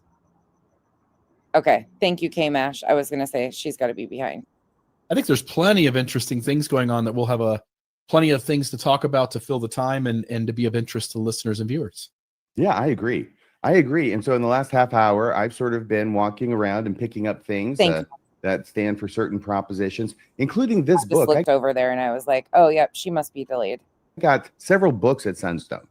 This is a big book. It's called The Rise of Mormonism. I think it's 1816 to 1844. So they just go on with their show. Well, here comes this. Not with Lauren in the green room. That's just ridiculous. The Travel the Waters and Safety. Talking about traveling. So 30 minutes in, she appears. And safety. Hopefully, Lauren, you're doing good. Glad to have you here. Yeah, glad to be here. I apologize. I would have been here a little bit earlier. I got the wrong link. You guys sent me the wrong link for an ending. And then I finally came to chat and I saw that you guys shared it. So I jumped on. Oh, look at that. Oh, that's so good. I'm glad you did. I blame Bill, of course. Yeah, I'm a troubleshooter. So it's okay. I got it figured out. Well, I didn't say any details about what happened. Okay. So just so you know, okay. I expressed doubt that you'd be able to be here. Yeah, I'm glad too. That was. What? Did you hear that? So what was this about? This is August 13th again. Not with Lauren in the green room. That's just ridiculous. The Travel the Waters and Safety. Talking about traveling and safety. Hopefully, Lauren, you're doing good. Glad to have you here. Yeah, glad to be here. I apologize. I would have been here a little bit earlier. I got the wrong link. You guys sent me the wrong link for an ending. And then I finally came to chat and I saw that you guys shared it. So I jumped on. Oh, look at that. Oh, that's so good. I'm glad you did. I blame Bill, of Yeah. course. Yeah. So she comes in, says she got the wrong link, and he's like, we opened it up by saying that you had something going on and that couldn't be avoided. And now she's talking about the wrong link. Huh? Huh? I'm a troubleshooter, so it's okay. I got it figured out. Well, And then right here. I didn't say any details about what happened. Okay, so just so you know, okay, I Thank expressed you. doubt that you'd be able to be here. Yeah. And RFM, to me, RFM seems like a super, super nice guy. Like, super nice guy. The way they interview, I love how they engage with people. I enjoy, like I said, I enjoy watching them. So chances are just another one of those like open invitation for an interview at her convenience. I'm not sure how this got set up or why the timing of this, but again, she did Mormon Stories podcast and then RFMs during this entire time frame. This is August 13th. The same day that she is telling in her 9 hours was the day her alleged stalker posted a screenshot that she had expressed that she felt threatened in April. So she was scheduled for this live stream, I'm assuming. I don't know. It's just weird to me that she was in fear for her life, but was, I don't know. Yeah, young Black economist, I agree. RFM is the stories they tell are very interesting to me. Like a lot of deeper history or things that I would have never even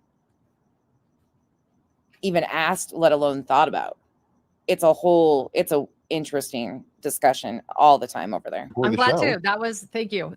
I apologize that I'm late. Absolutely. Yes, but I did have there was a little bit of an emergency. Everything should be good to go. Well, that is so great. Now, I adore John DeLynn. I love Mormon Stories podcast, and I like these guys too. And that's why it's like, I just think these are really good humans that probably had open invitation interviews with her because they've collabed before. Here's what I'm going to do. We were in a different slideshow, so I'm going to go to the important slideshow. No, not the same day of her live. No, this is August 13th. She mentions August 13th. Again, let me back it up just so you guys can hear exactly what she said. Let me make sure. Okay, here you go. This is what she said about the date. Months later, it's escalating. They're now calling now they're including my husband. He definitely didn't do anything. No, you're good. Just making sure everybody knows why. July 29th, we did that one. Thank goodness, because we got to hurry. On August 13th, my stalker posted screenshots of our correspondence from April. Already told you guys about this correspondence. Nothing's wrong with it. On August 13th, my stalker posted screenshots of our correspondence from April in which So Christina posted a screenshot of their correspondence from April where Lauren had said she felt threatened the same day that she did this interview. I clearly stated I felt threatened. Once again, showing no regard for myself or my safety. I just thought that was really odd considering how this all transpired. Like the start of it where she wasn't going to be able to be there. And then 30 minutes in, she pops up. She says something about it's the wrong link. He comes on, says the producer had said that she had something come up that couldn't be avoided. Like it's the whole dates matter. I know it feels weird, but there's always something with dates. And again, July 2nd, she filmed the one with John DeLynn. Show now. Let me see here. I don't know. If you were not here yet, and if we were doing this cold open, this is what we would be doing. So let me see. Share screen. Yeah, I don't know. And hopefully it'll process for a second. Come on, I don't there know. we are. Will it really? There, yeah, you've got it there. Okay, so if I do, don't hurt me. Yes. Okay. Drum roll, please. Oh, sorry. Go ahead. You're good. Okay. Lauren, we're so glad you're here. All of a sudden, the number of people viewing is increasing. Oh, is it? I can't see the number, by the way. For about the last 30 minutes, I got to say, after I said you're not going to be here tonight. Lauren Matthias, Hidden True Crime, is going to be with us tonight. This would be the cold open. And then I would say something like, Lauren Matthias has worked as a reporter and anchor for ABC, NBC, and Fox News in East Idaho, Boise, Idaho, and Salt Lake City, Utah. This is typical RFM style. He introduces his guest all the time. They're a really interesting show. If you like history of Mormon church or LDS beliefs, legal perspectives, I mean, they talk about the crimes, they talk about everything. They're very interesting. Like, if you like those topics, I highly recommend RFM. Him and Bill are great. They might be a little dry for people, but the information is, I love it. She spent a decade. But I'm more of a information driven versus like a certain type of host. Reporting on a diverse range of topics, from high-profile crimes to presidential visits. Most recently, she reported for Salt Lake City's ABC affiliate, News 4 Utah in Southern Utah. In 2015, she received They're actually really fun. the Idaho State Broadcasters Association Best Reporter Award, in addition to receiving the Best Report of the Year in 2015, I don't remember. based upon a short documentary she did on LGBTQ rights. She left the reporting world to stay home with her son and to produce and edit the Hidden True Crime podcast and Hidden True Crime YouTube channel. She is also the author of the book, Escaping Emotional Abuse. Ladies and gentlemen, please welcome to Mormonism Live, Lauren Matthias. Hi, that was such a kind opening. That was such a kind, thank you. I'm glad I got to use it. I think him and John they work quite a bit together. So it's typical to see like somebody on Mormon Stories podcast and then RFM do kind of a follow-up with the person too. I've noticed that. Somebody's already saying that you're the best. Oh, thank you. You're the best, Susie Catherine. Well, I know that you do Hidden True Crime podcast, and I don't think you need a whole lot of introduction. But can you tell me something? Why Hidden True Crime? Why the name? Why the name? That was like we didn't have much of a business plan, but we did have that down. Isn't that just odd though? Does that bother anybody else, the way that like started off? Like, it felt like she was being disingenuous because he was like, what do you mean about a link? And they just kind of brush it off, kind of thing. And he's like, I didn't tell anybody what was going on, like really reassuring her you don't have to like say anything publicly. That seemed like a very genuine response from him. Like, and something about a freaking link. It just felt so, it doesn't feel like he would have made that up. Like, it felt she was being disingenuous and or lying in that situation. You guys got that too? That was the only thing we had down when we started. So I'm glad you asked. Hidden True Crime, we wanted to delve into the hidden motives the average, the non-hidden motives, we call them the Dateline 2020 motives. That's usually like money, sex, power, things like that, lust. And then there are the hidden motives of the crimes that aren't as often talked about. What made Okay, first and foremost, the stark contrast, the Lauren on Mormon Stories podcast versus this Lauren. This is about a month apart. So July 2nd was when the Mormon Stories podcast was filmed. This is August 13th. This feels way different than the Lauren on Mormon Stories podcast. Am I right? Criminal go down this path. What was his upbringing like, or her? A lot of female criminals we cover. Weird. What is it that created this environment for their faces? What is happening? I watched this and I was watching their faces because I was trying to watch her, but then I noticed like they're just looking like, I don't know if they're confused or what is happening. Someone to do such evil act, and we don't necessarily believe that the person is evil, but the act, what creates the criminal? Is there attachment? Is there something in their upbringing? The psychological motives, I guess you could say. So the hidden motives. Would you say that's what I'm sorry, I was going to ask if you think that's what makes your podcast different from the other true crime podcasts. There are a number out there, aren't there?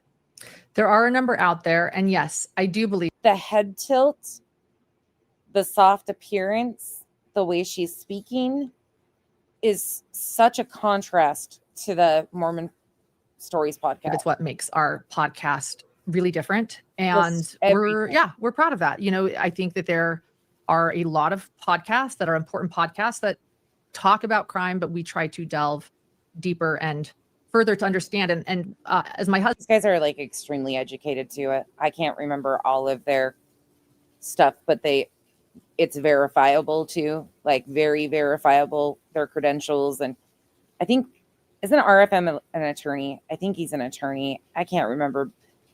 They both have a lot of knowledge. John, who's a criminal psychologist, says a better understanding of crime is a better understanding of ourselves.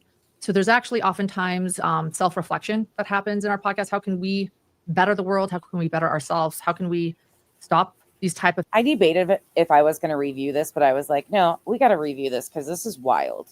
Things from happening. What are the warning signs? So this is like the multiple personalities of Tim Ballard. The comparison between, I hate to even do that, but I just did that. Tim Ballard has like 15 different interview personalities, and so does she.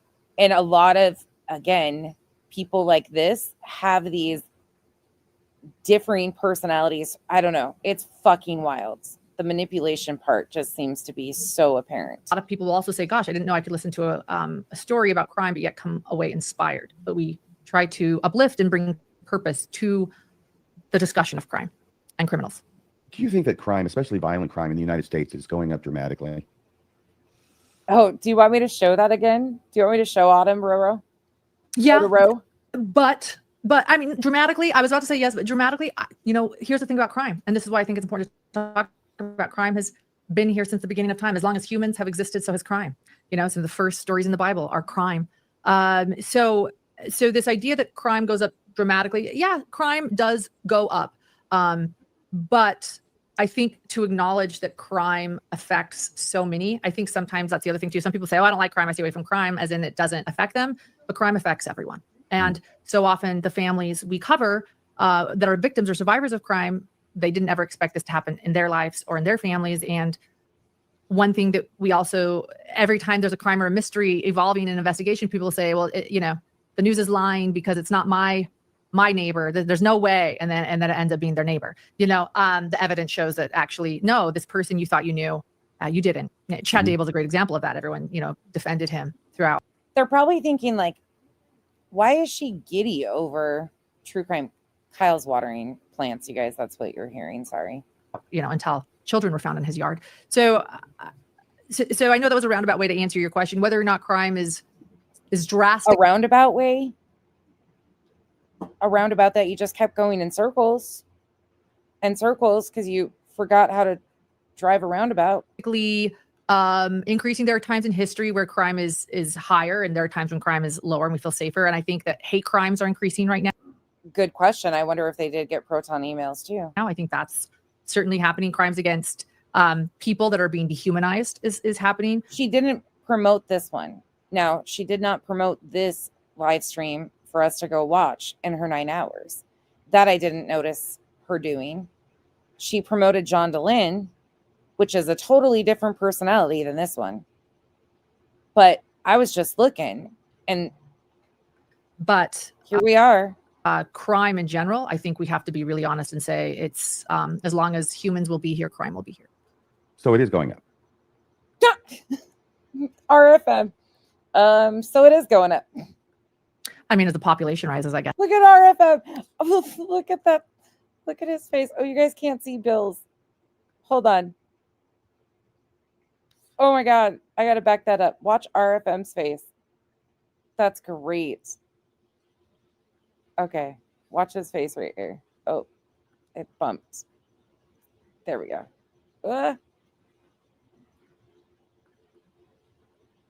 Here you go.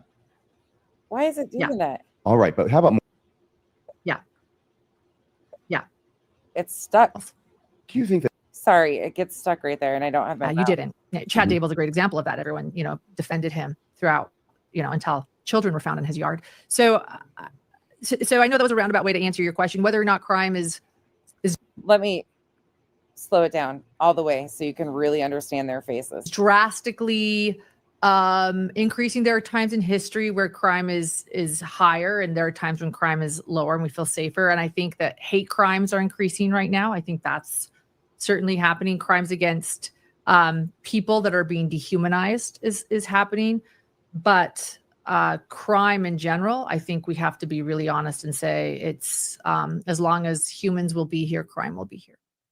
So it is going up.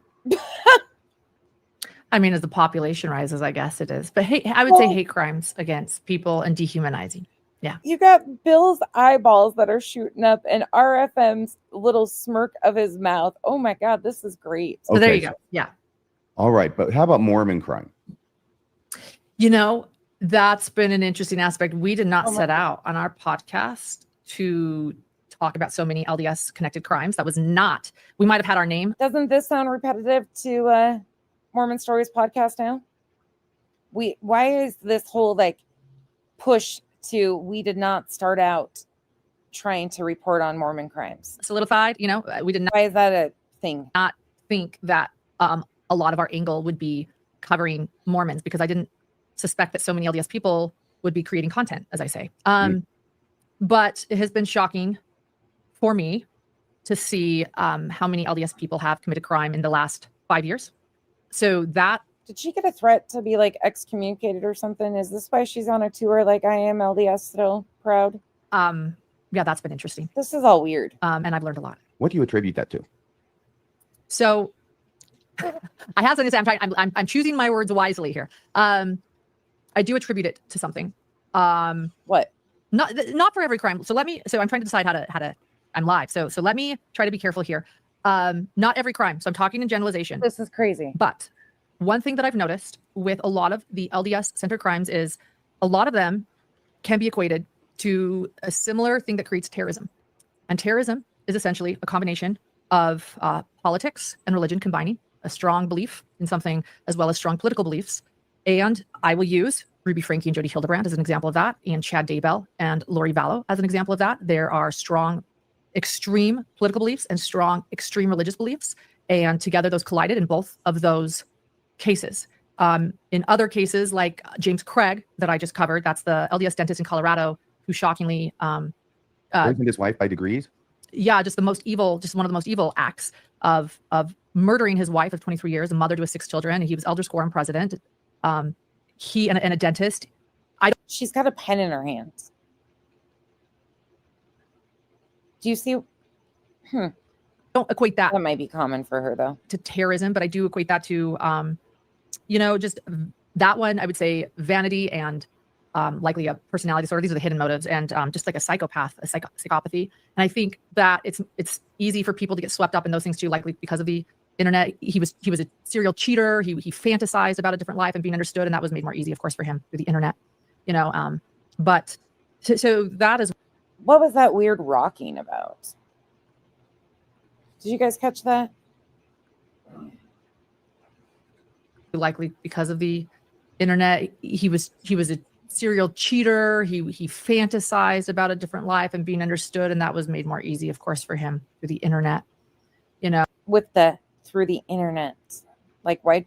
I don't know. That felt weird. I'm being nitpicky, but so that is one thing though that I think I have seen in a lot of crimes, and when I brought up the increase in hate crimes, they're like not making eye contact. I think there's an element of terrorism, and that also are those that are LDS are not immune to that. You said that from your watch her. Oh my God. This is so hard. We're going to have to finish it tomorrow because it's 2 hours of this, but watch this. Look at her. I mean, there's just so much to take in right now. Their faces and expressions and hers, but try to look at her right quick. Likely because of the internet. He was a serial cheater. He fantasized about a different life and being understood, and that was made more easy, of course, for him through the internet. But so that is one thing though that I think I have seen in a lot of crimes, and when I brought up the increase in hate crimes, I think there's an element of terrorism, and that also are those that are LDS are not immune to that. You said that you You see her eyeballs roll off to the side of her head? This is too much. What the fuck? How can someone that does what she does doesn't know that crime is actually down? Are they ex-Mormon? They are. The guys are. I think they're ex. I do not think they're current. I could be wrong, but I'm pretty sure they are ex-Mormon. But this is, it's just wild. Yeah, it is that, Michelle. You want me to speed it up? your coverage of the Mormon There's related just so much to take in. Speeding it up, murders. we can.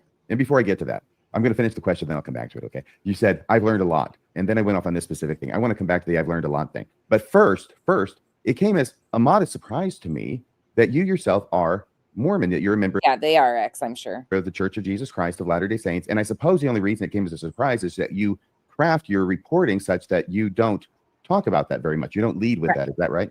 That's right. I will share about when I'm discussing LDS crimes. In my opinion, she is intentionally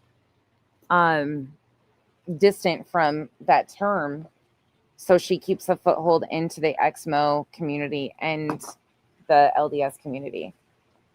The connections to the LDS are beneficial to her, and the XMO community is more willing to understand some of what she speaks on with the crimes and doctrine and things of that nature.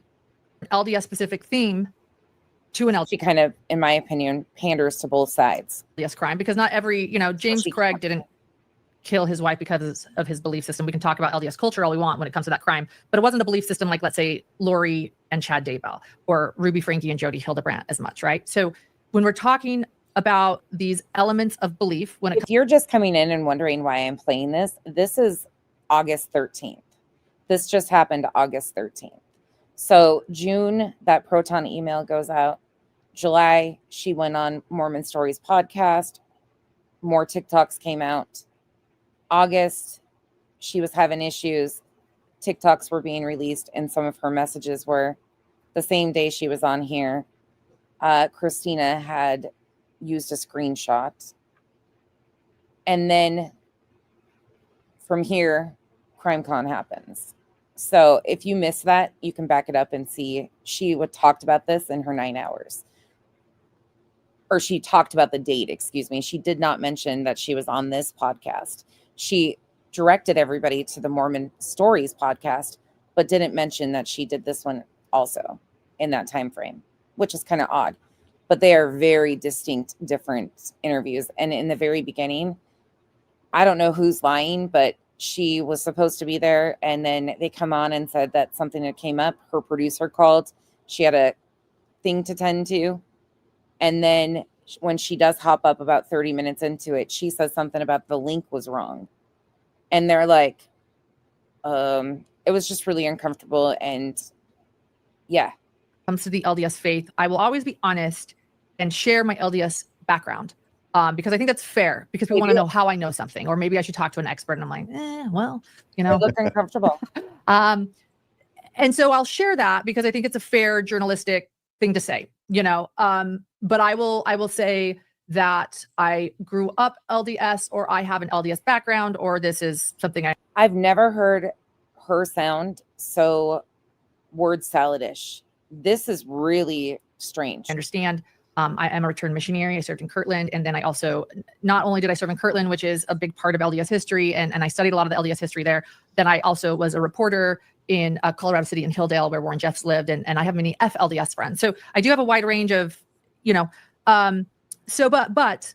that's as far as I go. I don't have an agenda when it comes to convincing people whether the LDS church is good or bad. And I get a lot of angry listeners writing reviews, and some people say I'm too hard on the LDS church. I'm hurting the LDS church, and they're disgusted with me, and and I'm an ex-LDS member, and I'm trying to hurt the church. And then other people will share that I'm not being hard enough on the church, and that I'm an apologist. And that's, I mean, you can't really have, holy crap, you can't really have both sides. Sometimes those reviews, it's especially in what you talk about. You can't. will come within 24 hours of each other. So at that moment, I think, maybe I'm doing a good job being neutral. So I understand both sides of why both parties say that. When I get those reviews, because I actually genuinely want to have a safe space where those that are LDS and those that are ex-LDS, because I respect both groups so much, that they can listen and know that I don't have an agenda. We're there to talk about crime, the elements of crime, and the hidden motives, wherever that leads. And what I do believe in is evidence. And we will This I thought. Oh, really? You believe in evidence? Follow that evidence wherever it goes, whether I like it or not, as someone that is LDS. So if that evidence is, abuse in the LDS church and up to the LDS hierarchy, we're going there. So I follow the evidence. I mean, Lauren, that's my agenda. Oh, excuse me. When was the time that you most? But that's not allowed. That's not allowed by the LDS church. They don't like bad PR. That is something that they do not care for. And granted, they get quite a bit of it. But a lot of people have been excommunicated because of bringing bad press to the church. Had that experience of following the evidence in spite of the fact you didn't like where it was leading. So I wonder if someone mentioned my Mormon Stories interview, and I wonder how that works when she gets called in from the bishop. I wonder. I talk a little bit about that in the second part of the interview, but let's talk about it here. I think that the abuse that I've been seeing in the LDS church has made me very sad and uncomfortable. I put my emotions aside when reporting on it, but here we are. This is a channel where I can talk about that. People often wonder how it affects me. It certainly affects me. I don't show that. Again, my agenda is evidence. Her agenda is evidence. I guess that should have been the name of this video. I guess that's the title of tomorrow's. My agenda is evidence. I think that's kind of what we've seen. You were almost creating situations to concoct evidence along the way, setting up scenarios and situations. That's what it feels to me. And I think when I said I've learned a lot, we'll combine your other question. What have I learned? You see why this one, I thought at first I was like, yeah, no, we don't need to watch that. And then I was like, you know what? No, we need to watch this. These two stark contrast interviews within this time frame say a whole lot to me. I did not know before I started reporting on Chad Daybell. We don't know who actually reached out to John DeLynn. We have no idea who it was behind that email. It was from Felicia something. And Lori Vallow. I didn't know about the prepping community. I didn't know about Julie Rowe. I didn't know about the energy healing that was happening with a big LDS slant. I didn't know about this website called Avow. I didn't know about Chad Daybell's books. I didn't know this stuff. Tom Harrison's book. I didn't know about Tom Harrison's book, Visions of Glory. I didn't know about these conferences, which I've now attended in full for days because, like I said, I follow the evidence. And when I feel like I need to learn something, I'm going to go learn it. So I spent 3 days at a Firm Expo conference. Yeah. And Expo. Now, what is that? What is Firm Expo? So the Firm Expo, Rod Meldrum runs that.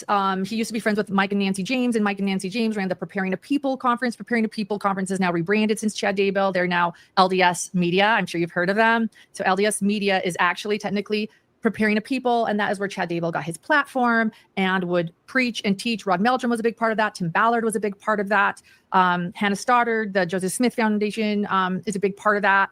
Like the things I've learned when you say I did not know. I knew more about maybe LDS history and polygamy than I knew about some of the more extreme beliefs. I'm gonna say what it is: extreme beliefs in the fringe. It's the fringe belief groups. Yeah, the LDS faith. There's a lot to it. She's not wrong about that. There is, but there's so much of this is interesting hearing her talk about right now. Happening right now, and that's been startling to me. And what I've uncovered and continue to uncover is how widespread these beliefs are. And in the LDS church, like she is absolutely still LDS. Sorry, Kenzie is getting Kyle's attention. I will find something to prove to you guys that she is LDS. Not just like, people want to say this is different. No, this is the LDS faith, and how it's spreading and how far spread it is. And literally Jody Hildebrandt and Ruby Frankie. Like I was saying this and I was screaming, and then Jody Hildebrandt and Ruby Frankie happened, and it's like an exact copycat crime. Like it's a copycat to Chad Daybell and Lori Vallow. Like those children are lucky to be alive, and it's happening again and again, and it's going to happen. Happen again, and the abuse that is happening, and the idea that children can be evil and be zombies, and that this second coming is on its way, and these are the gatherers, and there's going to be a call out. That was this Avow website. That's one thing I was glad for when Blaze Thibodeau went missing. End of 2023, beginning of 2024. I don't remember the date. From here in Arizona, they got on that because their parents were part of these fringe groups. And luckily he was found okay in Alaska. They thought he was the Davidic servant or whatever. A big part of this, spreading these beliefs. And some police agencies are starting to be more aware of situations like this around belief systems. You've got, like, honestly, my backstory, so I'm saying all this and I'm all over the place, but my backstory, I spent a very, very long time, weeks, months on a backstory for Chad and Lori Daybell that I actually hope that those are LDS listen, because I evolved the entire story around this belief system, because I feel like when Dateline or 2020 or when people are covering the story, that's not what they do. And it was so important for me to wrap this entire story around, no, the reason this has happened, not once now, but twice, is because of this belief system. And here are all the players, from Mike Stroud to Tom Harrison to Chad Daybell to Tim Ballard to, this is why, to me, it's strange that she is still even a member or a recognized member of the LDS Church, honestly. This is spreading, and this is big. And these people aren't all murdering that are attending. I don't think she would be in Utah necessarily. Maybe that's why they're in Nevada, because they're not as strict on things. I don't know. The Firm Expo. In fact, I met some wonderful people that I now consider friends that had booths there, and they shared, Jay, you did so good today. The reading of the documents, you guys, again, I'll say it again. If you want to go hear the documents, go over and listen to Jay. She did an excellent job reading through those. But this is a very slippery slope. And I would say the one thing that they all have in common, because there's actually quite a variety of beliefs out there. But okay, we'll finish this tomorrow, because we've got, like I said, an hour and 45 minutes left of that. And I want to go to bed here in a minute, but I will play this first and foremost before we go. So those of you that have been asking can understand. This is her exact words. This is part 2 of her Mormon Stories podcast, filmed on July 2nd, aired on this. What date did this one air? July 16th. I think that represents, so much of where I am right now after covering Lori and Chad Daybell and Jody Hildebrandt and Ruby Frankie. They sought refuge in illusions. They put more emphasis She did great. on the hereafter and the forever than they did in the mortal right now. And that, to me, was their biggest. Jay does great with reading documents. It was effortless for her. Her voice is soothing to listen to during that too. She did great. I hate reading documents, but I hate playing people reading them too. It feels weird. Downfall. Like, rather than thinking of this moment, rather than they thought of the New Jerusalem and being a god and goddess and the hereafter, to the point where this moment, their children's lives didn't even matter, because they would just. It's hard to read court docs, but it's hard to also listen to somebody read them. Jay probably feels that way too. When I was reading that RICO paperwork, that was a pain in the ass, but it was so important to me to go through every piece of it. So people, I didn't understand it either. It was with you guys that we were learning together. Go on to the next. And I have a feeling this can of worms just got opened. Sort of like, oh, don't worry if you don't meet love in this life, Lauren, you can just meet your love in the next. And I'm not okay with that. That's what's so fascinating to me in this whole situation is there's so much that happened in such a tiny time frame, just such a short time frame. And all of these different things were going on at the same time. Like, she's filming these interviews at the same time she's filing police reports and saying she's afraid for her life. She goes back to Utah where this Christina is to film this podcast. I don't know, the whole thing. And then seeing how her behavior was on the 13th. She mentioned it. She brought up August 13th. I just happened to find that she was on a live stream and that was her. I mean, the whole thing is just odd. Why didn't she draw attention to that one? What matters to me is not this imaginary man I might meet in the next life. It's loving John right here and now. It's loving my son right here and now. It's being in this moment, is loving my brother and being with one another. And I think that this fear of death I had when I was a child, like this need for a heaven. Think about the stark contrast of these, though, just for a moment. Look at this Lauren to this Lauren. I mean, the editing's different, of course. This is a live stream. But just the emotion is different. August 13th, Jay. This is August 13th. And in her 9-hour video, she stated, or no, sorry, this isn't August 13th. This was filmed July 2nd. This one is August 13th. I could be delayed though. This one here is a live stream from August 13th. I'll finish going over it tomorrow. It's wild, Jay. It's really strange in comparison to this July 2nd one. But she mentions August 13th as the date her stalker, that's her words, Christina, posted a screenshot of a text message where Lauren is saying she felt threatened from April. Heaven. This all just feels so oof. And this fear, I think I've replaced it now with the idea of how precious it all is right now, that it is fleeting. I think that the other thing I've learned is how fearful human beings are. I've learned of this from crime, like how fearful human beings are of change. We don't like change. We want things to be permanent. Yeah, her producer reached out to these guys too on August 13th when she was going to be late and said she had an emergency come up. And then when she popped up, she said that the link wasn't working. Huh? Our families need to be together forever. The church can't change or progress. Everything has to be permanent. But the truth is, everything changes. Everything changes and everything is fleeting. And what matters is this moment. And I'm sort of finding that in my newfound faith. There's so much to learn. I was popping between Jay and Lori because Lori explained the book piece of it tonight too. There's so much happening and there's so many angles to this story and everything that was going on and the different pieces and the characters. And she threw all this in there. Like she threw all this out there. And then you have the people like Jay covered today, the people that are coming in to like take up for her and I stand with her and kind of like the cleanup crew, which is bringing on its own set of problems. It is wild to me. In this time. So now you're asking like, what do I believe? I don't know. 500 people could cover this and there would be a different thing noticed probably. Know what I believe. Like, I think I still want to say that I'm a Christian, that I identify as a Christian because I believe in loving one another and in those Christian teachings, but I don't know who Christ is. I mean, he could be a savior. He could also be a covert narcissist. Like, I don't know, I mean, I am the way, the truth, and the life. That's pretty bold. Like, but I believe the crime con piece in itself and finding out that once it was clarified that she should have never, hold on. All right. I don't know if any of my mods are in here or not. They might all be asleep.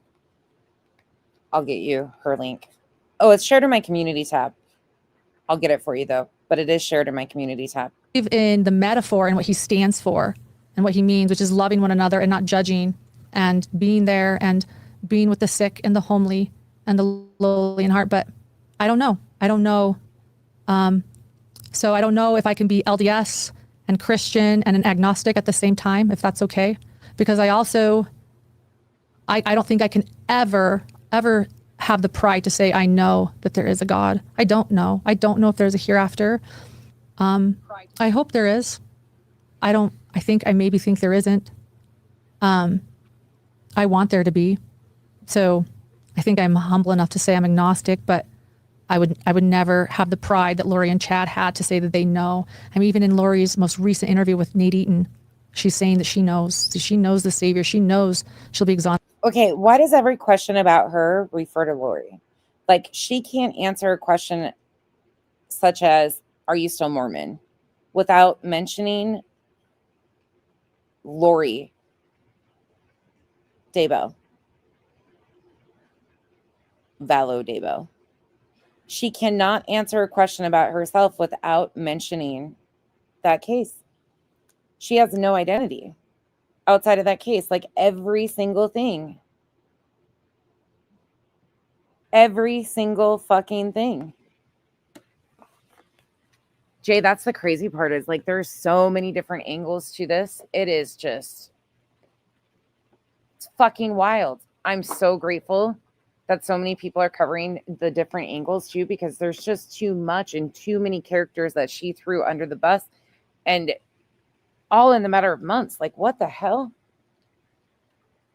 But she can't even answer a question without mentioning them. She knows her question is, are you still LDS? Not, are they? Kids are fine. She knows her kids are fine and Tammy's happy. fine.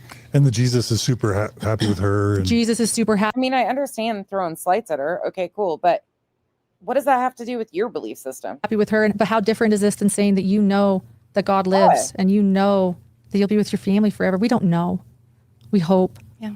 But I think, this is actually a quote that I wrote in my book, page 218 of my book, about change. Pudding? And I say, the more we cling to our idea. Demon, pudding did? Is pudding causing problems? If need be, I don't think any of the mods are up. Realistic stories, the more likely we are to refuse to give them up, because we might have to admit that we were wrong. We might have to admit that maybe our lives did not go according to plan.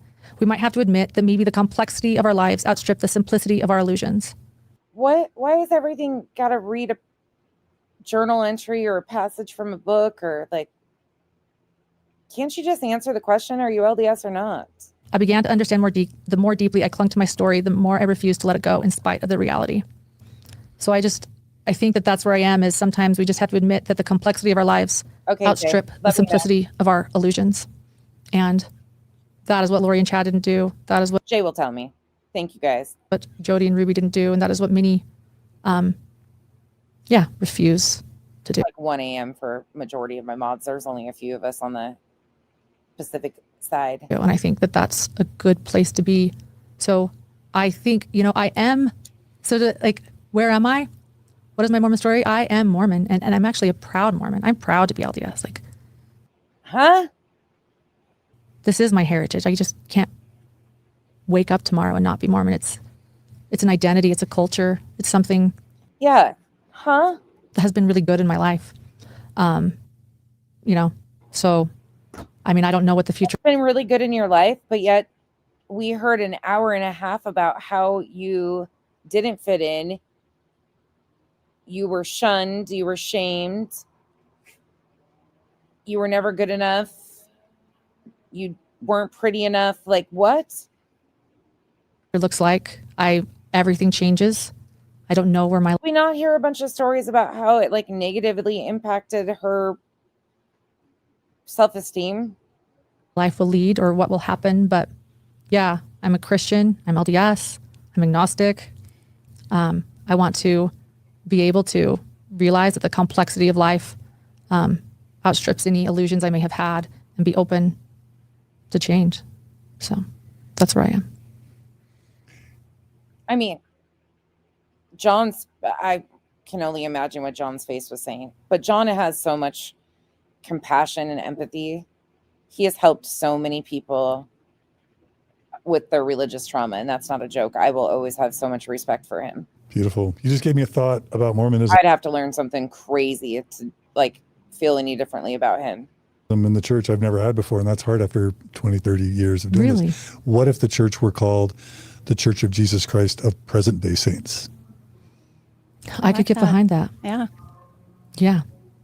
Let's do it. Let's start a petition. I mean, I'm just saying.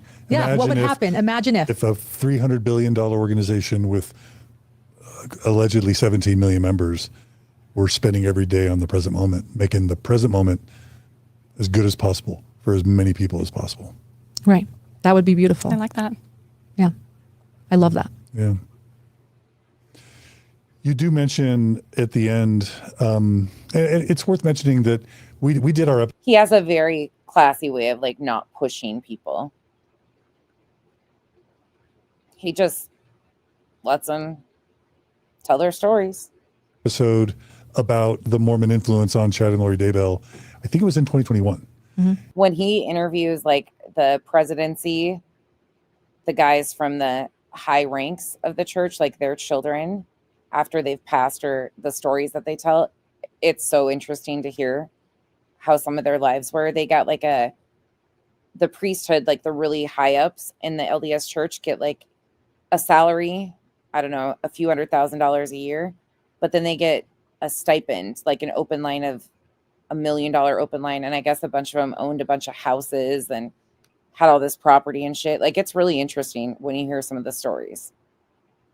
And then the Ruby Frankie and Jody Hildebrandt stuff came out after that, and we covered the Visions of Glory stuff and other things. Our band, you know, our group with us three and Megan, John was excommunicated in a pretty vicious way from the church. have been some of my favorite episodes of all time. So How Scientology does the fair gaming, LDS have their own way of doing that. Lynn Packer, same thing. One of my other favorite ex-Mormon journalists of all time. Lynn Packer's amazing. you do mention child abuse in the church in your closing thoughts. Do you want to Yeah, I talk forgot about that? that. Yeah, no, I do. I think moving forward with Hidden True Crime, I think the other thing that I've uncovered through studying these LDS crimes is the rampant child abuse in the church. And that's been really hurtful to my heart. That's been really hard to process. And I'll say this too, like, another one I like, just because I'm naming some names, Amanda Ray, but she comes from the Kingston clan. That's what they're called. The order is the branch of the offshoot LDS that she comes from.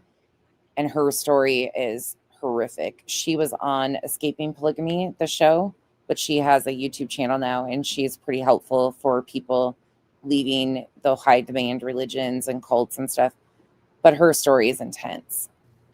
because I acknowledge that I'm LDS on my channel when talking about this stuff, or that I have an LDS background, there are a lot of opinions on my bias. He's got incredible stories on his channel. Highly encourage anybody to watch John Dehlin. Please do not attach him with her. I think she used an open-ended invitation for this interview that probably had been withstanding. I think she did that to a lot of people. Now, they didn't do, like, he didn't know about this stuff until he got the email after this had already aired. She showed that the other night. Like, John got brought in after this had aired. And some people call me an apologist. And he probably did think like, oh, if she told him all this stuff, he probably was like, here, this is the email I got. You were collecting evidence. A lot of these people, I don't think intentionally were part of this. Some people think that, I think, I'm not hard enough on the church. Other people think that I'm too hard on the church. But I think that what I will always do, again, it's a lesson. I brought it up already that I learned in Young Women's. If you don't stand for something, you'll fall for anything. Like, I will always stand for evidence, and I will I thought this was important too. She's beautiful. When she was younger, she was stunning in her reporter days. Absolutely stunning. never back away from what I am seeing. And what I am seeing a lot of is abuse. This was filmed July 2nd, aired July 16th. In this faith I love, and in this church I love, and it is something that I want to keep uncovering, and I'll never. 9mm, yes. Tomorrow I will actually pull up the website I found that links directly to that life coaching channel. I know multiple people have shown it, but I just want to make sure. And that's got some of her videos on there that we can look at tomorrow of her from 10 years ago. It's interesting. Somebody mentioned earlier today, I wonder if she left standard like mainstream media or if she was kind of pushed out. I don't know. I don't know if I've ever heard. Has anybody ever heard the story of why she left mainstream media to become a YouTuber? If I see it, I will never. I would like to know if she's ever told that story. Just look the other way. Like I will. True. That is true. Move forward, covering that. And I see that in the future with Hidden True Crime. She did beg anybody else that had gotten these to come out. Yeah. And I love it that you're modeling the ambiguity and even the ambivalence of not having certainty, but still recognizing the value of your community and your heritage. Because Mormonism, as I listen to your story now, I fully understand where you are. Like, there's so many points in your life where you were terrified, afraid, your family was in turmoil, financial difficulties, needing hope and guidance or structure or community. And it just seems like the church. I actually thought about that myself. I thought about, let's say her story that she told is true. Let's say that everything she has told has been true. Would we see a person reacting in fight or flight? Like, is that what she's doing? Is she so used to having to spin a story to make things okay with like her dad and stuff that is this just her personality now? She tries to get in front of things because she's done shitty things or people around her have done shitty things. So she's so used to using people's emotions to cover up shit. What is this? Mormon church came through for you and in many instances for your family. Because to me, it seems like she got caught being shitty and decided to go on I'm going to destroy somebody before they get the opportunity of even speaking against me. Time and time and time again. You know where it just came through recently?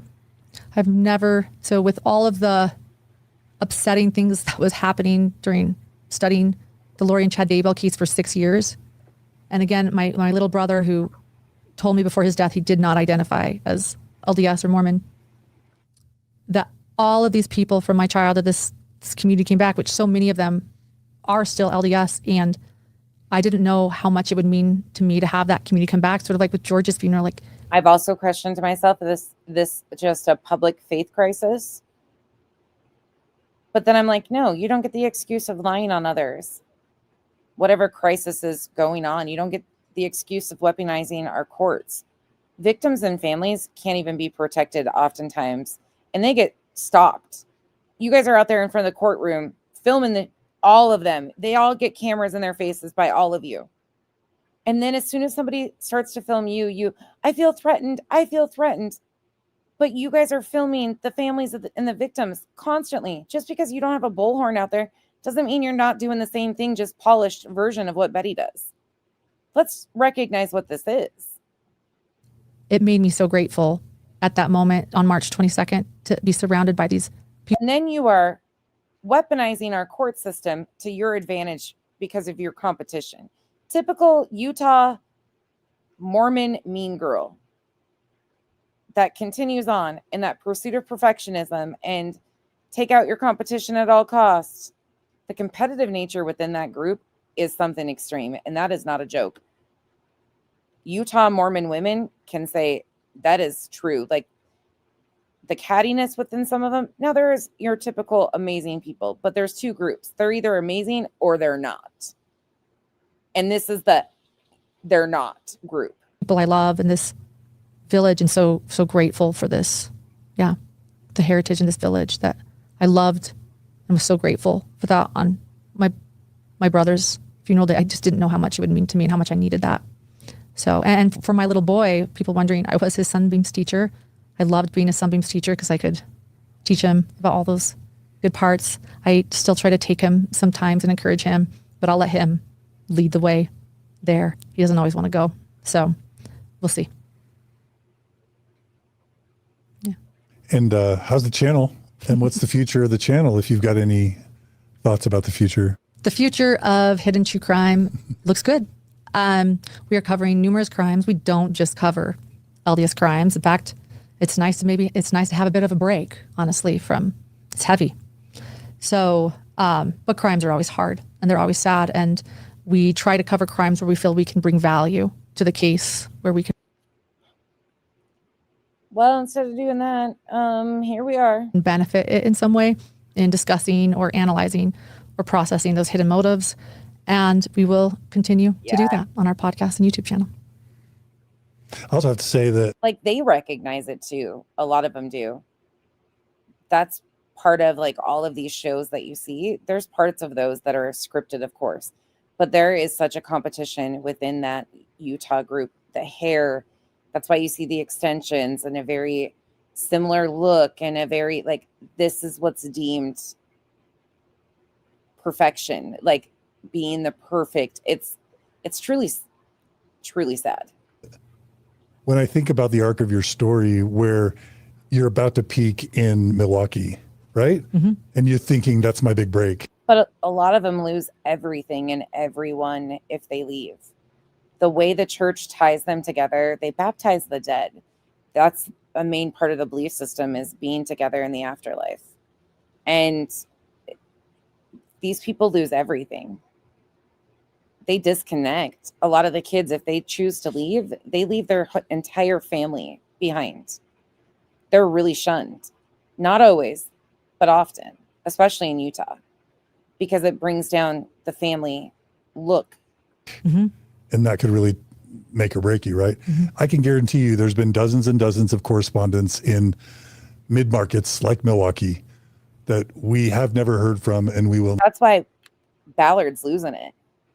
The fact that he was excommunicated in a public fashion the way he was, and Russell M. Ballard, no relation, Tim used his recognition and his position within the church. Like, it was mutually beneficial, I'm sure. But that's why he is like melting right now and taking every swing. He can't come back from what they exposed about him. I mean, everybody walked away. Glenn Beck walked away from that guy. Like, everybody finally was like, yeah, this is what it is. Sorry. Bye. Never heard from. But your decision, courageous decision with Dr. John to pursue hidden. He got taken out of his own 501c3. Like, they removed him. His 501c3 was ran by a family and they booted him to the wayside. Yep. People are shunned. Absolutely. True crime has led you to be on how many nationwide documentaries, Hulu specials, HBO specials, Netflix specials? Ballard did think he was going to be a senator, though. Like the visibility, well, the reach y'all have had, the impact y'all have had, and the visibility that you've had, it all paid off. Like, it's a real, I don't want to say rags to riches, but riches to rags to riches, real success story. And I'm just so delighted. It couldn't happen to a better person. Am I wrong, Mindy? I totally agree. And I just think John's just so he really is this guy. I really believe that John is this guy, like, really wants the best for people. He is very good. the combination of you and Dr. John and what you each bring to your channel is just so special. It's like lightning in a bottle, right? And I think that's why you've been so successful. Because, you know, sometimes you'll take the lead on the things that you're really strong and great at, and then he jumps in with his knowledge and expertise and maybe shies away from the things that maybe you're more comfortable with, and vice versa. And I love to follow your channel and to see how many times in the comments will something get covered, or a breaking news point, and your hidden gems and your followers will be like, I can't wait to hear what Dr. John has to say about this. You know, it's just it's such an interesting and valuable comment. People don't get that. Like, that is such a big part of this story too. The fact that there's is LDS women from Utah, like, that is a big deal in itself. And the people that they're connected to, and the way she responds to, is she still Mormon, any of that stuff. And again, if you're not interested in the religion aspect, John and Mindy, you probably won't get, but they really help people deconstruct from cults. They're really, like, they are overly kind. They come across as really good people, and they've had a lot of people on their show and helped a lot of people. I've never heard a bad thing, except from the people in the church. They don't like John Dehlin. He was excommunicated very harshly. And separately, you're amazing, but together it's really special. And I'm not surprised that, you know, that you've grown so much. And I really look forward to But I think Lauren just used her relations to a lot of these people in these spaces during this. I think she brought these people in as part of the story agenda of collecting evidence. That's what she said. It's to come for you. I'm glad that the Daybell chapter hopefully is coming to an end. It's taken up a lot, you know, a lot of our, and by choice, I chose to follow that case. It had special interest for me, but I'm like, yeah, moving on. Right. And with so much, you know, love and support for the victims and their families. And you never want to lose sight of that in these types of cases that you follow. But yeah, I look forward to what's to come for you as a team and with your channel. And Thank you. We'll continue to support you. Thank you. So in other words, yeah, John was right when he said, don't move to Milwaukee. You know, it seemed, Dr. John. Yeah, Yeah. bye, John. Yeah, not you. Yeah, Dr. John was right. So yeah, feels good. Beautiful. And the only other last thing I'll say is that like people tell me, man, John, you work hard all the time. Don't forget, she said that.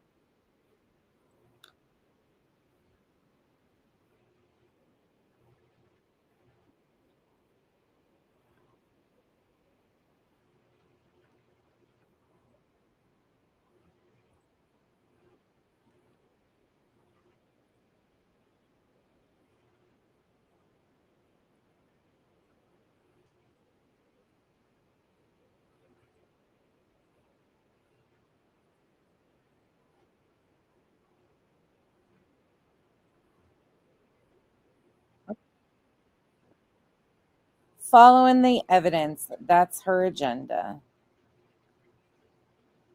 Hmm.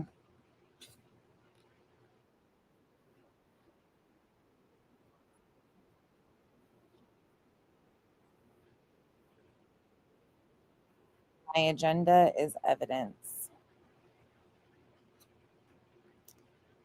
Oh, damn it. It did it again.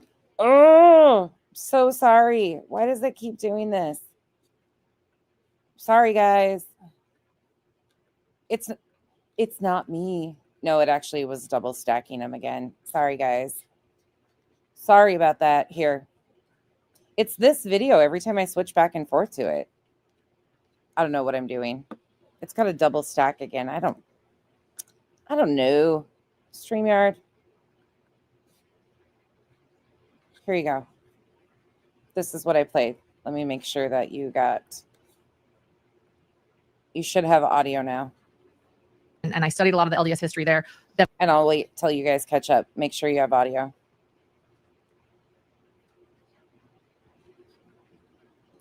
Sorry about that. Hey, Duchess. Perfect when I switched over. Kaboom. Thank you. Yeah, I don't know what's going on. They're double stacked on my thing tonight. I don't know. I could close all the tabs out and restart it. Can I get a 5x5? Let me know you guys can hear it. Then I also was a reporter in Colorado City and Hilldale, where Warren Jeffs lived, and I have many FLDS friends. So I do have a wide range of, you know, but that's as far as I go. I don't have an agenda when it comes to convincing people whether the LDS Church is good or bad. And I get a lot of angry listeners writing reviews, and some people say I'm too hard on the LDS Church. I'm hurting the LDS Church, and that they can listen and know that I don't have an agenda. We're there to talk about crime, the elements of crime, and the hidden motives, wherever that leads. And what I do believe in is evidence. And we will. That's what we believe in, is evidence.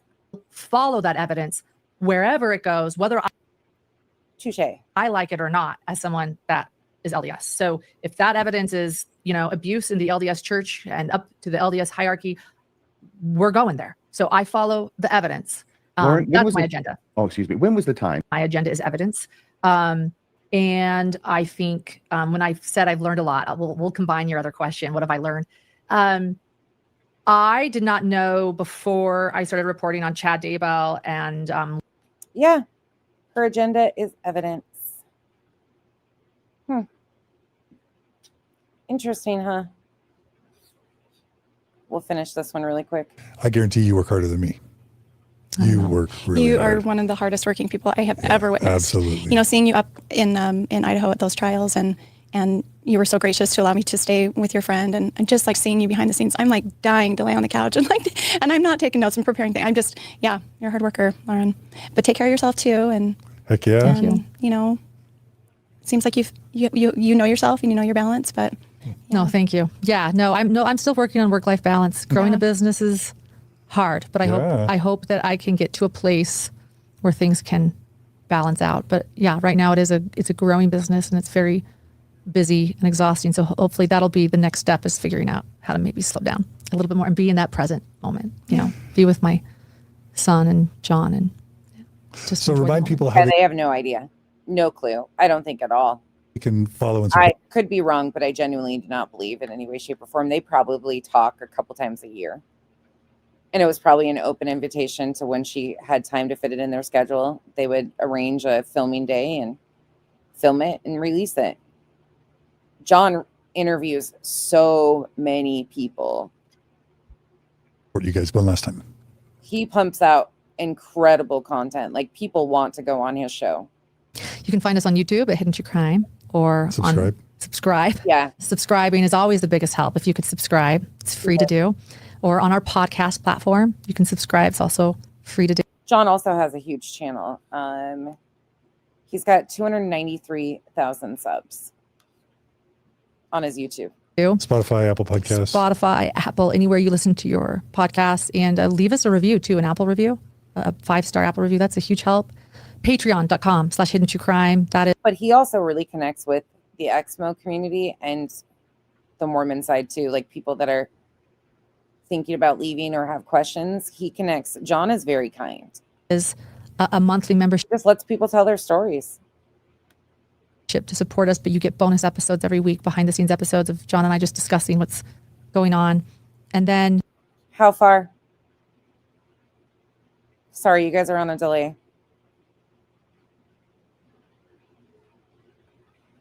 A minute.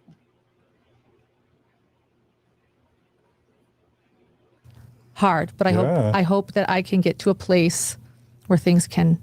Oh, I know what you guys want to hear again. Balance out. But yeah, right now it's a growing business and it's very busy and exhausting. So hopefully that'll be the next step, is figuring out how to maybe slow down a little bit more and be in that present moment, be with my son and John and just. So remind people how they can follow and support you guys one last time.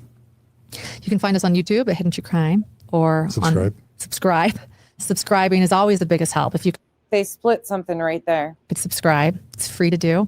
Or on our podcast platform, you can subscribe. It's also free to do. Spotify, Apple Podcasts. Spotify, Apple, anywhere you listen to your podcasts. And leave us a review too, an Apple review, a 5-star Apple review. That's a huge help. Patreon.com/Hidden True Crime. That is a monthly membership to support us, but you get bonus episodes every week, behind the scenes episodes of John and I just discussing what's going on. And then $5. Yeah. Buy your book. Buy your book. You can get my book. Show it one last time. If interested. Tell them the name. Book tour. Escaping Emotional Abuse, Healing Journey. Yeah. This is the first time I've ever promoted it.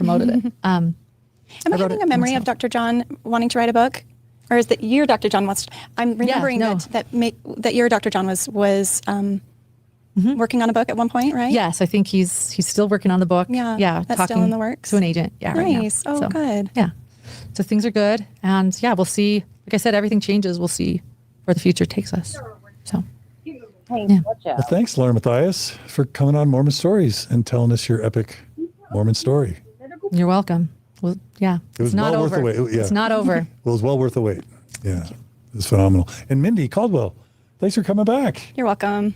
Always a pleasure to be here. And yeah, I'm always surprised by how quickly the time goes, even though I know we've been here for hours. But I've been waiting for your Mormon story for a long time. I've seen people question after and after, what does Lauren believe? What is her, and so this has been enlightening and really educational and makes me feel like I know you a lot better. And I appreciate that. And so thank you for being here and for sharing your story. Yeah, you're welcome. Thanks for listening for so long. What prepared us for this was we were children that went to 3-hour church. That's a flex. How about 8 to 10 hours of general conference? And that too. Oh, goodness. In a weekend. General conference is a lot. Always. All right. Well, thanks for joining us today on Mormon Stories. They actually send out coloring pages for the children. They bring them around to the ward during COVID when everybody had to watch from home. They brought around coloring pages for all the kids and activity books and stuff for them to do that circled or revolved around general conference, but gave the kids something to do because it's such a long day of watching general conference. And that's all they do. Podcast.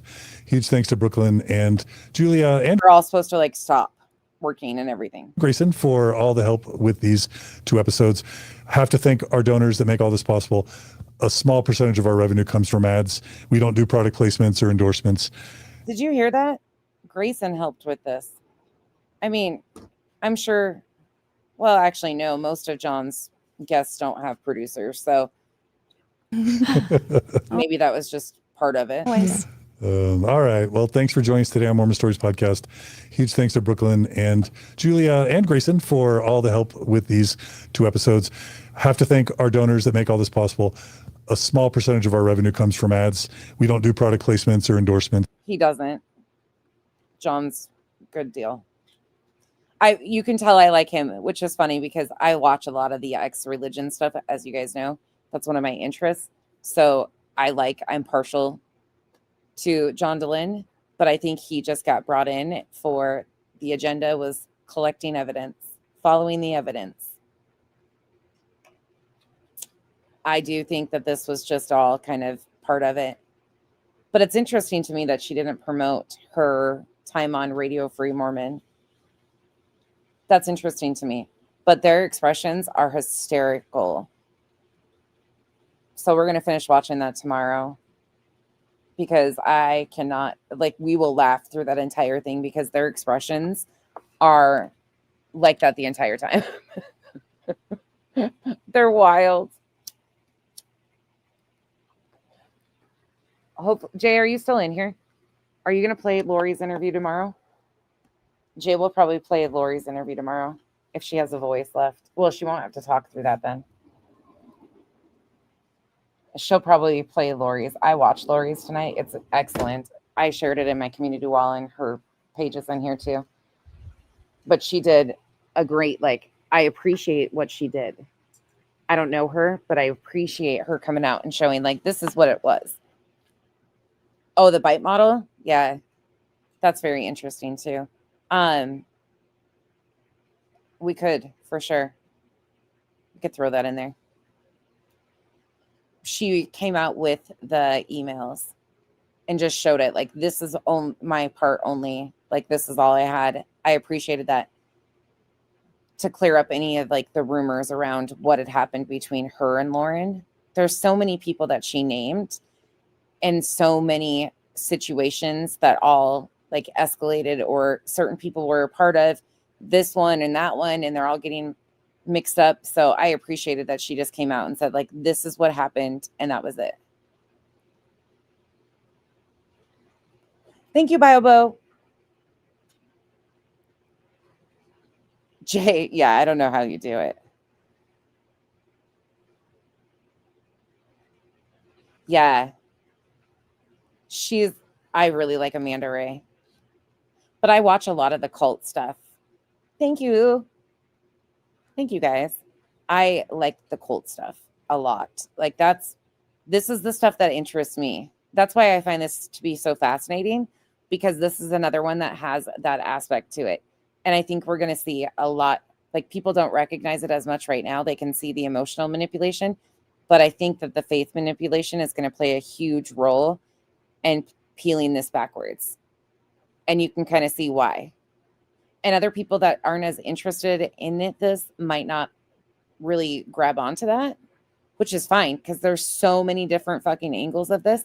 But I think the LDS portion is very, very relevant. Yeah, Jay, I listened with you. I was there on and off most of the day, but I had shit I had to get done. So I kept you in my ear and I listened. But yeah, that shit's crazy. And it debunks so much of what she talks about. Yeah, it's wild. And the fact of it is it's really frustrating because if that would have been clarified before CrimeCon, they could have been there and Lauren wouldn't have been able to flex that temporary order. That's not what it was intended for. And the way he clarified that. And then, of course, she withdrew. But that is so important. And I hope more and more of them start recognizing this is getting weaponized more often. Oh, hold up. Autumn, are you in here? Row. Are you still here? Row's here. Is Autumn in here? She go to bed. BioBo, how are you doing? Autumn, you're still here. Look at this. Look at this. Okay. Hold up. What was I going to show you? Oh. this part with her.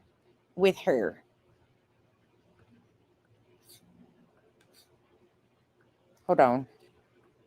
Let me know if you get audio. Foremost, because I ignore most stuff, but it has been brought to my attention that this part, certain somebody is telling everybody that I tried to take a protection order out on her in Pennsylvania. What?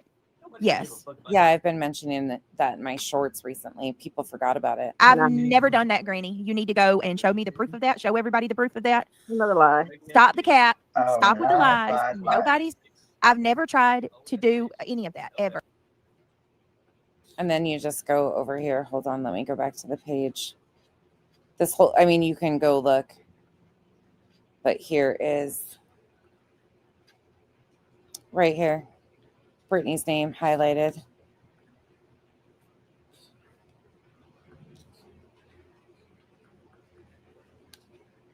And it's against Granny Barbecue. And this is when they were trying to get the order. This is the order they had drawn up. They wanted an emergency protection order. It was filed for on March 21st. And you can go right here to the court website, emergency petition, 321. Yikes. Yikes. Oh, there goes my pool pump again. That thing scared the shit out of me and Hank the other day. Stop with the porkies, Granny, because I know you're in the bushes. There was never an attempt. There was never anything. Nothing. Yep. There was never even a thought of getting a protection order. Again, that's the amended complaint that I have pulled up. That's the 234 pages.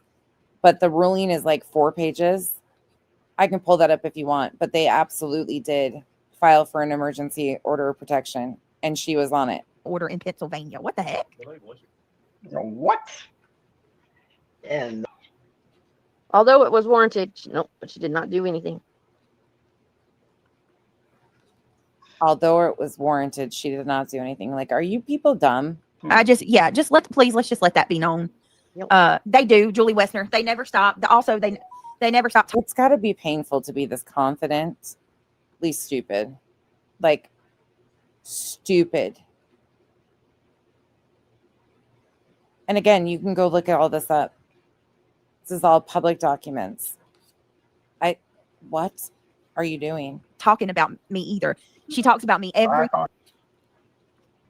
yeah, that's her new. Granny's like, yeah, you did. I'm like, what the fuck, man? Does she not even realize? Confidence with that dumbass. Yeah, she is confidence. It's just fucking stupid. Like, why does she lie? They did this shit to Granny and Barbecue. And that one had a SF included in it and 14, does 1 through 14. Absolutely crazy. Anyways, all right, you guys, I'm out of here. I am off to put the old man to bed. Thanks for joining me tonight. I will try to be on earlier tomorrow during the day while he is gone. So I will see you guys and we will finish up the Radio Free Mormon segment and talk more about that and keep up on the current events around the shitstorms that are happening. I know Toast comes on tomorrow night and she is going to do the reading of the next, or not the reading. She's going to play the next few hours. And I think Jay's going to go over Lori Hellis's. And I know Queen's had some interesting panels with Joe Schmo lately. I haven't even got to watch all of that yet, but everything is just like popping off wild everywhere. So I will catch up with you guys very soon. Have a good night, everybody. Bye. Oh, and sorry about the audio issues. I will make sure it's fixed before tomorrow. It's doubled up on my screen, so I don't know what's going on with it, but probably user error. Don't worry. I won't say that trees fell, cactuses fell, a scorpion did it. Maybe I will, though. Hank. It's Hank. Bye, y'all.